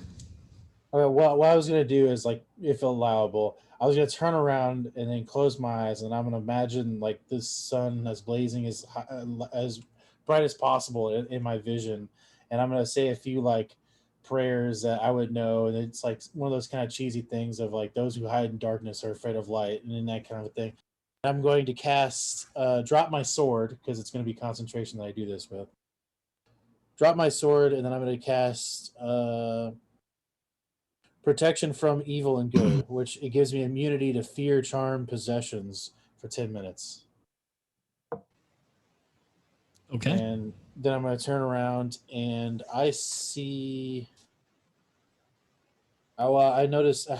I'm assuming she's within 30 feet of me, so I'm going to run over to Sage, and if allowed, use a cantrip that's a bonus action. Sure. So real quick, as you closed your eyes and turned away and started thinking of Soul's bright light, in the darkness of your eyes being closed, a face appears as you close your eyes. The face has this dark skeletal chin, and it has these curved and bent kind of tea kettle like horns that kind of come up and point outwards. 4 of them, 2 big ones and 2 small ones. The ears stick straight out. The eyes itself and the mouth and even the nose orifice is glowing from the inside like some sort of magmic flow. As you close your eyes and you see this face, it opens its mouth and you see the bright, hot redness. And you feel the fear of evil. And as you cast protection, it goes and you open your eyes and you're no longer frightened from Vitra's fear. Yeah, we should have just let her die a while ago. I'm gonna go ahead and run over to Sage and use my cantrip Spare the Dying, so that way you don't have to make any death saves. Thank you. And that'll be my whole turn. All right. Don't worry, Zinro. I'm trying to make a new character in case Vitra dies soon. I'm keeping my eyes on you.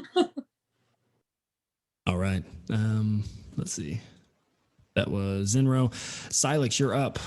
You still haven't taken damage, so technically you're still this guy's friend. That's fine. He hasn't given me another command, so I can't attack him, so I'm just gonna shoot the vampire It's running. far away. Okay. Yeah, that's fine. I was like, yeah, he doesn't. He was kind of getting fucked up, so he didn't really have much to command to you. And his wolves died. That can't. It's got to be a little sad, you know. Poor guy. Poor little vampire. Okay. You said we got some javelins from the ship, right? Hmm? Are they made of wood or are they pure metal?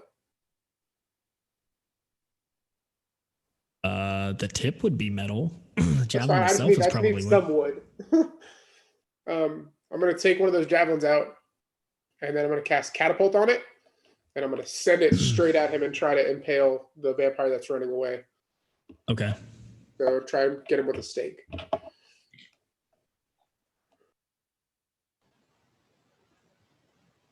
Go ahead and roll your attack, please. Yeah.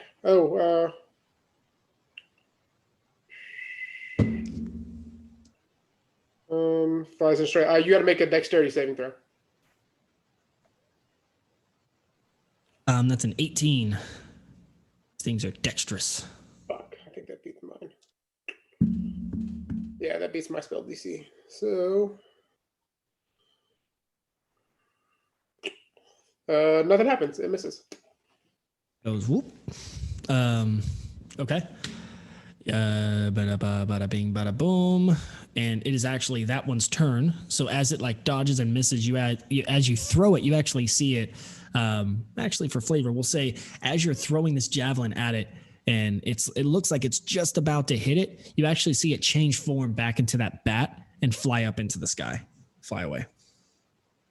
So right as you're about to hit it, it changes into bat form and flies away. Alrighty, well that's all I got. Rain, it's your turn, and then Vitra. Okay. There's only one more here.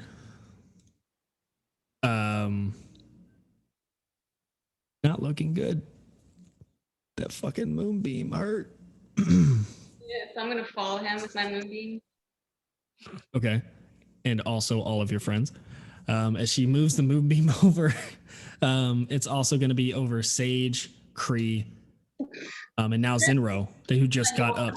Didn't I go away? Are they following me? Wait, what? Kree moved away. I moved. Is She there moved way away from the- Are they Oh, then following- yeah, sorry, yeah, you're gone. Sorry, it's hard to keep track of everybody. So whoever's still right there fighting that fucking thing, which I know Vitra was. And No, not Kree anymore.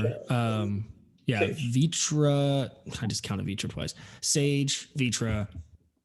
I thought Kree, but Kree's gone. Zinro's there because he just tapped up fucking Kreeby or Sagey. Well, I just Killing stabilized her. Yeah. everybody. that moonbeam, man, was just demolishing people. Yeah. It's a little hot underneath these moonbeams. I don't even think I'm scared of the vampires. Just don't fuck with a Ferrophil. These sisters fuck everything up. Okay, I have cool. to So make a yeah. check for that, right? Yeah, we'll wait until it's your turn again to roll your because it's gonna be every single time I've done that where I've had you check now, I forget and have I ask later. So we'll just have you roll on your turn. But yeah, Vitra, it's your turn. The moonbeam is now slowly creeping its way over. It's like one of those missiles that have heat-seeking capabilities, and it's just like it's like a Roomba, but It's like a Roomba. but you know, of Of super death. powerful radiant energy. It's just like following on the floor. It's like there's like a dust trail, and it's like A Roomba of death. oh my gosh, right. yeah. Well, I'm gonna throw some daggers at the guy again. It is a 17. Yeah, that's gonna hit. Great. And that is 7 points of damage. Yeah, he's dead. He turns into a cloud of mist. He only had 3 hit points left. He was fucked. What's up? Yeah, so he poofs into dust as that knife hits. And side note, Hannah, What? I need to get a Roomba and name it Moonbeam. Sorry, back to this. So yeah, the knife goes through, cuts through, and a cloud of dust appears, and the vampire vanishes in front of you. That was an effort, guys. So I'm gonna go hit some cure wounds on the now downed sage from a moonbeam. Are we still initiative order or no?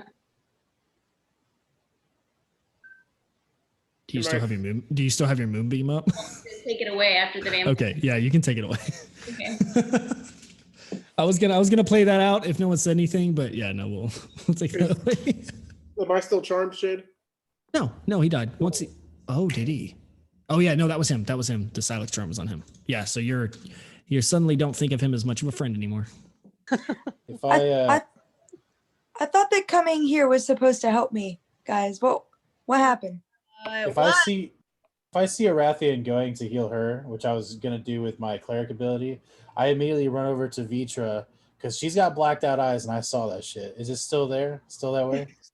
It is, yeah. I immediately cast protection from good and evil on you, and you can't be possessed for right now, I guess, for the next 10 minutes.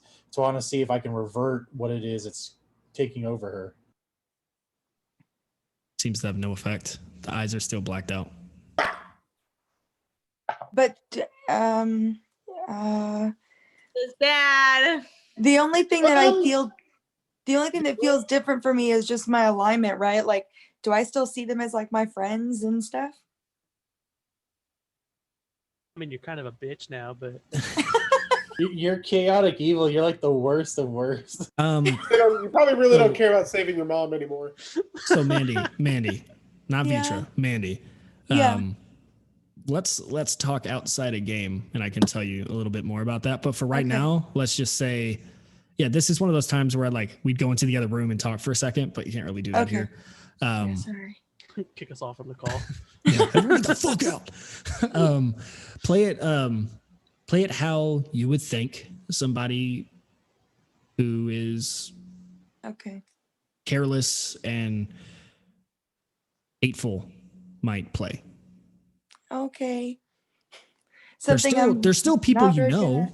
Yeah, there's still people you Yeah. know. Like there's still acquaintances, but you just maybe have less attachment. I don't know. It's up like play it however you think you would want to play being possessed by some sort of evil demon. Okay. Cool. Okay, who all is hurt here, I guess? And let's just say out of game, I'm really happy that you rolled a 6 on that revive roll my that I had dice? you do. Oh, okay. Yeah. That worked out well for you. How much did you heal Sage for, Rathian? That would have been good I'll to come give roll. Crete. Oh yeah. Hold on. Yeah, I'm at 9 right now. I guess rather, what stage is full HP? Like, what's your full amount? I want to say it is 20. I think it's 30. Sage, you just got 10 hit points back. Oh, you're the best. Thank you. Sage, your max hit points were dropped because of that necrotic until your next long rest. So you were hit by 9 necrotic damage from that bite? I thought Silex was hit by the 9. Yeah, that wasn't. Whoever Yeah. got bit. That was I thought- me. It was you. Okay, sorry. Vitra, you from that necrotic. Actually, never mind. It doesn't affect you. Never mind. Yeah. You're fine. Wrong people. What do you possess? Demony powers. Yep. I use my channel to divinity to put You're 15 buff. points into you, Sage. Thank you. And then, Vitra's like, why is no one fucking healing me anymore? What happened? I don't get it. You can fucking stop. honestly, I don't like what's happening here. Not at all. Her head's gonna start spinning. Vomit, just, So I'm gonna assume that Sage and Zinro, that is not who you guys met today. That is not what he appeared to be. No, he said he knew me, but that's not. I guess unless he was just hiding it really well, but that was not what he promised. In short, Yeah, I kind of liked it better back at the bar.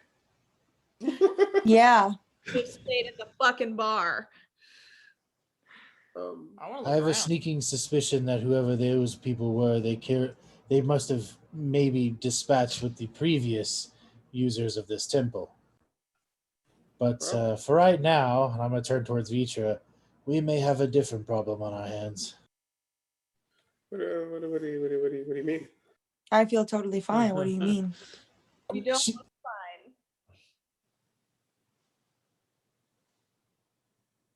fine. Elaborate. I feel fine. I feel great. I don't know if you realize this, Vitra, but your eyes are completely blacked out. It's there any- they're just eyes. Is there any other changing features in the blacked out eyes? Like, No, nothing you can tell. Just looks like Nothing her. horns growing. Oh, great. None that you can tell. I mean, Zenro saw it firsthand. I mean, he saw Oh, her yeah, I get know. punched. He saw her get Ooh. punched, fall back, her eyes closed, and then still face just they opened back, but they were pitch black. something seems to have possessed Vitra and brought her back to life. That was not my doing. And I have a feeling I saw the very demon that possesses you. At least I guess so. Well, that's peachy. I mean, not to look a gift horse in the mouth here, but Vitra's back at least, and Vitra seems fine enough at this point. Let it roll for a little bit. Thank you, Arathian. I'm Okay, Rathy, you I get I mean, I have no allegiance to your soul or Luna or whatever, and Vitra's not punching me in the face, so better than the vampires, I would say. Vitra's being possessed by a great evil. And I fear that it's going to cause a lot more trouble, Arathian. May not worry about it now, but you will someday. Not gonna say anything, but we did kill a child, so That was Sage. I put it on the whole group. I'm not trying to single anybody out right now. I think Vitra should room by herself. Just wanna. have 6 rooms. One of them is Vitra's. And one herself in.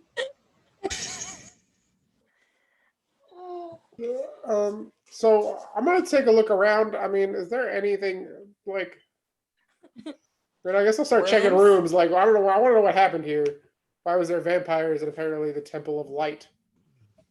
So I'm gonna take a look around. We can get to that next time. I know it's like 11 o'clock. So. Yeah. So, yeah. I mean, you guys tell me. Are you wanting to wrap this up when we get back to the tavern? Or are you wanting to, stop things here? I'm kind of open to either one. I mean, I want to look around here first before I go back to the tavern. Okay. But up to me. Yeah. So. We're gonna wake up in the morning. So. Well, yeah. I hope we all wake up in the morning. Let's hope. Okay, Except maybe it'll be Vitra. late afternoon for some of us. Yeah. Okay. So it'll be quick. There's not this. Honestly, this tower's doesn't have too much depth to it. There's just this big open, kind of altar area, and then there's the 3 rooms to the side. The one that you guys have been in, of the priest that you never got his name. So you open up that door, and same thing that you saw earlier. There's the one bed, the desk, and the open door. Inside the desk drawers, you see a couple of just kind of tomes and text of soul. And then you see Silex. If you're the one looking, you see a little vial of kind of whitish, clear liquid, about the size of maybe 2 inches long. I'll cast Identify on it. This is a type of poison that once you drink, you will die. I'm just gonna pocket that. Okay. Hey, Since we you were warned that we shouldn't have gone there, so. So, Silex, once you cast Identify, since you're going to keep it, it's not just that you will die. So upon drinking this liquid, I'd say that you guys, you probably use this as some sort of like torture method for in the military, and you know about it. It's called the smokeless liquid. So whenever someone drinks this, essentially from within their intestines, the liquid casts a fireball at 9th level. Ooh. Okay. So technically, maybe won't die, but they would have to be very strong. So we're gonna keep it until we find something that eats things, and then Or Vitra. or Vitra. Vitra's morning tea might be a little spicy. A little spicy. No, I just imagine like I always like when I'm playing D&D, I always like picture things like in a movie, and I can imagine Vitra like you guys try to slip it in her coffee or something, and she's like, and you know how like in the morning you have like a burp and you go, it's like this flame goes, Like skull and crossbones. and she just like she goes, oh, excuse me, I'm sorry. Yeah. I don't know what I had last night. I'm so sorry. But that's all you see in that room. The other 2 rooms are also pretty plain. You don't find any other like vials or anything, just a few texts of soul. Fairly boring. Nothing much in this tower. Pack everyone up and head back to the tavern, unless Zinro, you have something to do here. I don't know. This is your place. I guess I would search around and see if there were any bodies of people here, because there's no way this temple has vampires running it. That's not a thing. See if I can find any bodies that this belongs to, or names of people that may have worked here. We can just do that through time, but eventually I would like to go over to Vitra and politely ask for my coin back. Why?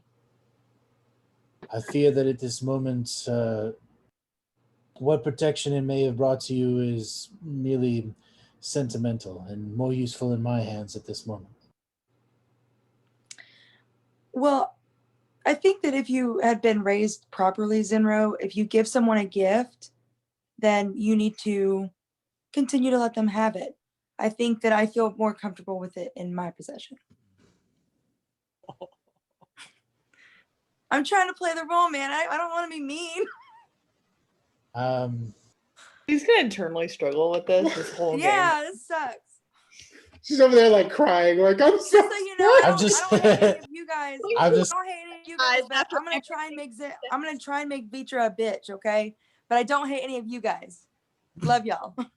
I'll just affirm what you say there, I guess, and go, okay, maybe another time when you're thinking more clearly. I just maybe just like make a face and like walk away.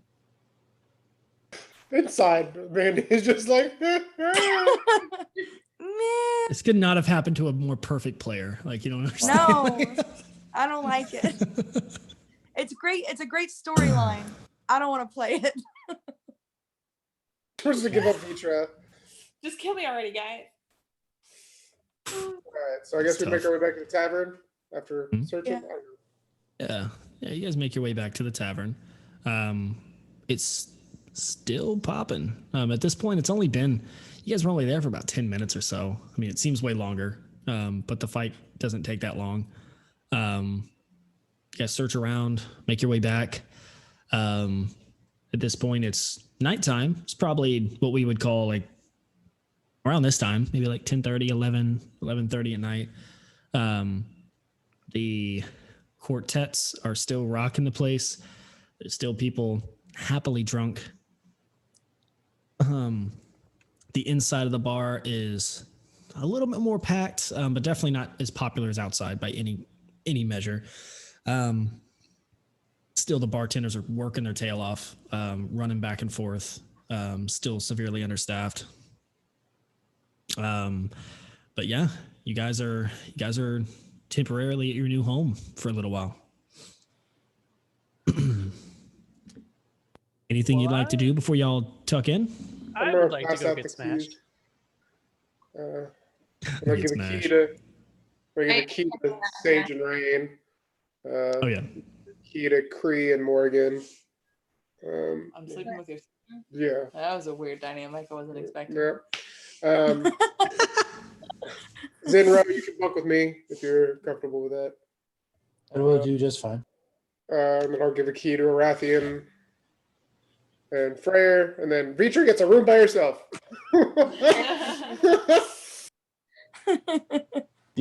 Right before I go to bed, I'm going to, and you can notice this, Silex, if you want. I'm gonna quickly, away from everybody else in the room. I don't mind you being there, but I'm gonna open up my journal and I'm gonna take out what paints I have or what kind of like drawing utensils, and I want to draw the best I can the image of that face that was in my mind in one of the random pages to see if I can, one, get the image down, and then two, if I can use it to recall information or at least know what that is. I mean, I know I'm guessing it's the demon that was mentioned early on, which I wrote the name down somewhere, but I can't find it at the moment. Isn't that a pretty picture? Mezcat. Mezgul. Mezgul. No, Ghoul is his last name. His first name is longer. Want to bet? I would know. I'm possessed. I created him. I know. I forget. He doesn't have a last name, so I'm not sure where you got that from. You may be the vessel, but I am the father. Well, it was longer than Mez. No, Mezgul is his name. Mezgul. That's it. I don't know why this is an argument. Because I wrote down something different. I have like a 10-page document about Mezgul. Yeah, I have Meztat Ghoul. You spelled it out for us. I did not spell Meztat Ghoul. Yeah, Meztat Ghoul. Right Excuse me, ma'am. You just got some badass powers from the DM. Do you really want to find them?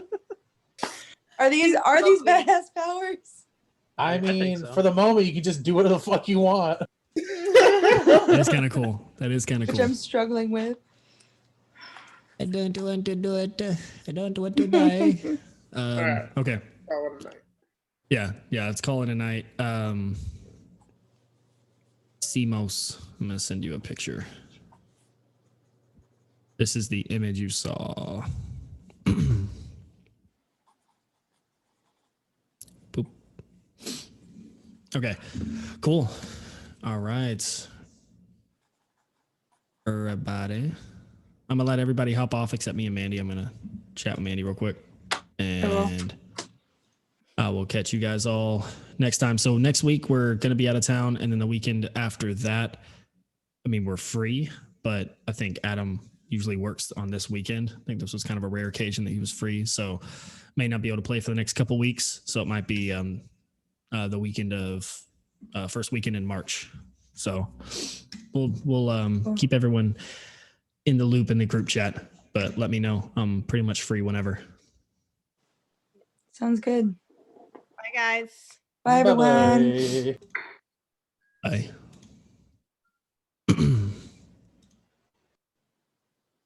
All right. All right, cool. So, Just it's just me and you. So there's not a ton, right? Because I kind of talked about it in the yeah. in the other thing. Where the But now it's I the feel other like it's like document. official, like I'm chaotic evil, like. That's kind of how I wanted to play it, right? Because I put that in that page that I sent you. But Yeah, I know. it's kind of hard to like. It's cool for everyone else to kind of see the shift as well, not just that it happens. So this is gonna really challenge my role playing skills. yeah, that's a good point. It totally will, and hopefully that's a cool thing, right? No, absolutely. Of course it's gonna be a challenge, and I'm like, man, I don't want people to think that I'm mad at them, but like I'm gonna have Vitra kind of act like a bitch if she's gonna be like, not caring about them or anything like that. But I just don't want the players to think that I don't care about them. Right. Yeah. Yeah, and trust me, that'll be interesting. It already is. It already is. So the big thing that I want you to take into mind is just because you have a chaotic evil alignment does not mean you like have to go around setting shit on fire. You don't need to look for fights necessarily, but if you see like a damsel in distress, actually a good example of chaotic evil would be kind of any way Trey plays a character. Period. Think about the way Trey plays, and I don't mean that Yeah. like in like a diss way to Trey. He like accidentally plays chaotic evil. He doesn't realize it, I don't think, because he's not meaning to be like a bad guy. But think of like the way he casted Shatter in that group of people. He didn't care. It's chaotic Right. evil. Like to him, he was trying to get away, and it felt right. Yeah. Whenever you guys were walking through the forest and you heard the little boy crying, Sage was like, "We need to find him and help him." And It's almost Arathian's just like super duper duper selfish. exactly. So it doesn't mean that you're going around like murdering people, anything like that, unless that's how you want to play it. But it's just a matter of, because I know that's challenging for you to kind of play it like that. So just play it more like now your goal is not to try to help, accomplish whatever the party wants. It's what's best for Vitra, right? What does Vitra want to do? If it also aligns with what the party's doing, awesome. But I'm not really going to allow any like inter-party fighting because I just don't think that makes it for fun. No. There will be exceptions with like your thing, because obviously you have something else within you causing it. So like if there is any type of like brawl or something, it'll be a lot like if there is fighting involved, it'll be more like non-lethal fighting. I'm not going to let you guys kill each other, but if like, it does you got like 3 points of damage or something from, whatever. Well, exactly. I also kind of alluded to it on the last voyage or the last League of the Ship session with the fact that the being inside you can choose to be in or out at its will, not your will, at its will. Yeah.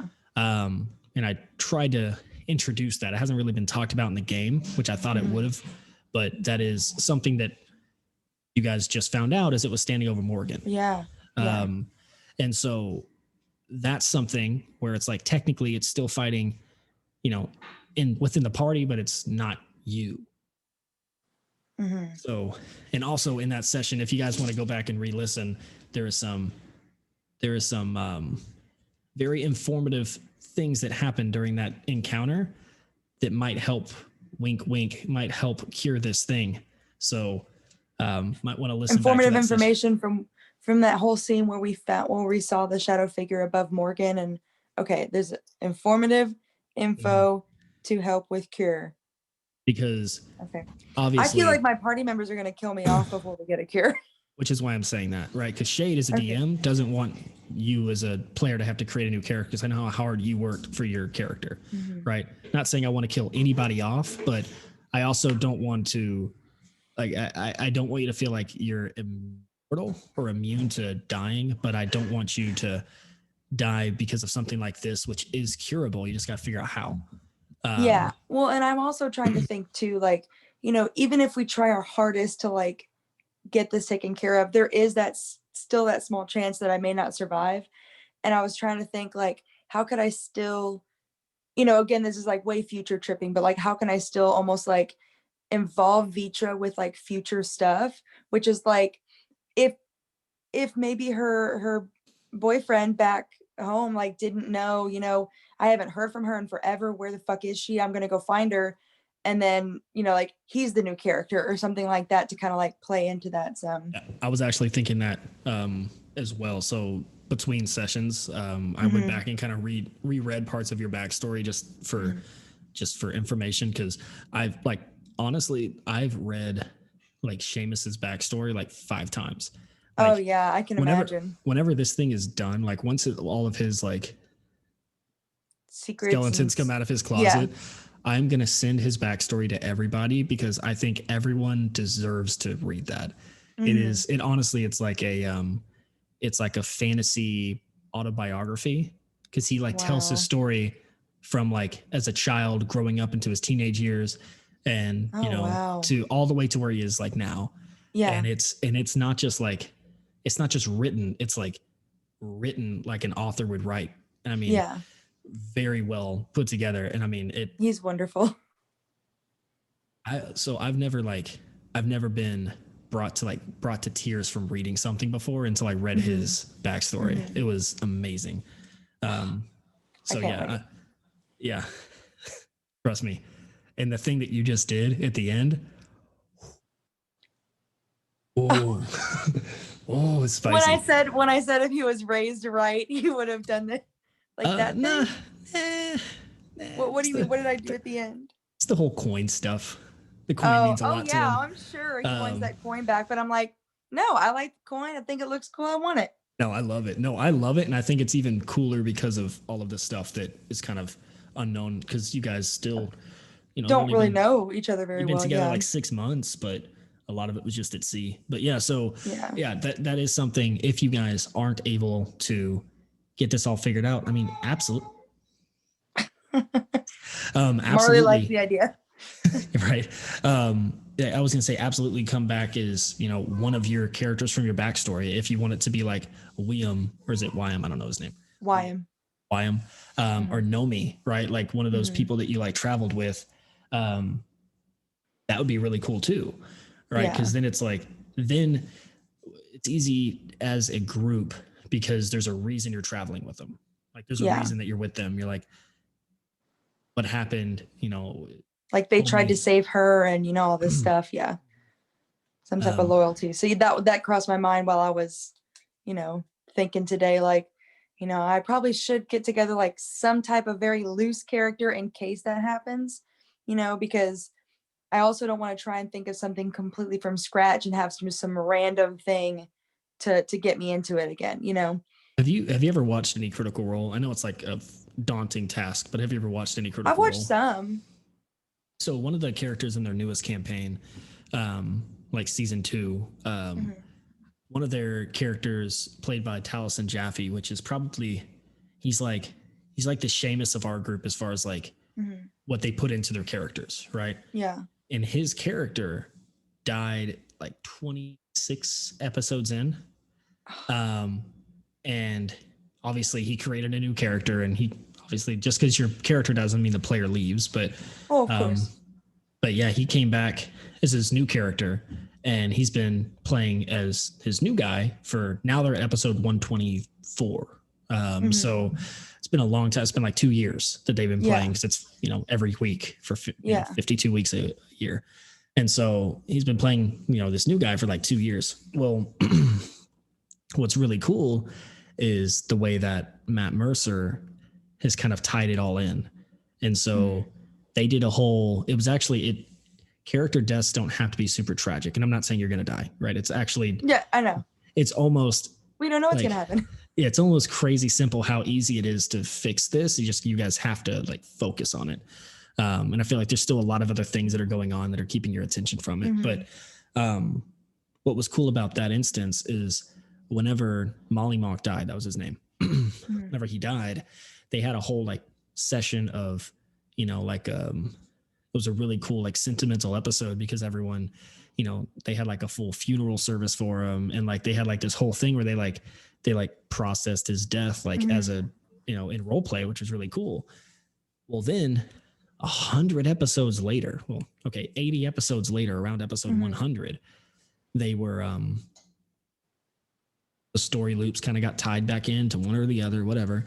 And now they're at episode 124. The past like 25 episodes have been in pursuit of the body of Molly Mock that went missing from the grave, that has now been come back as somebody new named Lucian. And this whole thing is really crazy because the player who played Molly Mock is still playing in this campaign as a new character, but now they're like interacting with his old character that now Matt is role playing. Oh, okay. It's crazy cool. So it's like, just because your character, I'm not saying that that's something that I would do. I would love to. I think it's a cool hook. Right. But there's basically like just a lot of different things that you could do if a character dies to like still have that. It's not like it's just like, oh, we forget about Vitra forever, Yeah, it's not one of the one shots, or it's not one of those like miniature campaigns that I've done that like, well, your character died. It is what it is, right? I don't want it to be like that. I mean, if it happens, it happens. But like character deaths, as you guys have already experienced, do happen within the game, right? Like even on that boat travel, the captain died, one of the crewmen died, died. So like people's lives do have an expiration date in this game, and I don't want people to feel like they're invincible. But I'll be honest, it's kind of hard to judge when there's so many players in a game of like what to throw at you guys, right? Like I just threw 3 vampires at you, and only 2 of you guys got knocked right? Like Yeah. no one even got really close to being in any harm's way because you guys have so many people with healing abilities. Cat's going nuts. And so like I really wouldn't fear that much for death in like combat and stuff.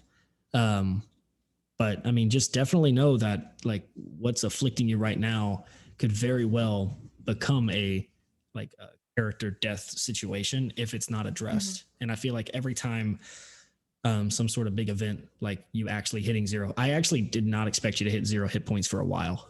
And so, well, I only have 27 hit points now.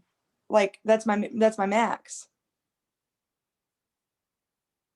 yeah, well, You know, so, and I kept getting hit for like big fucking numbers. You know, it's like, oh, you got like fucking 10 points of, you know, and I'm vulnerable to certain types of damage and things like that too. But there's one quick question that I did want to ask, because, you know, I know that you keep saying, you know, it's a kind of an easy fix as long as we stay focused on it. Yeah. Now, is Vitra focused on that anymore? Because I mean, is she, because what I imagine, and I, you know, I know you say that I can kind of play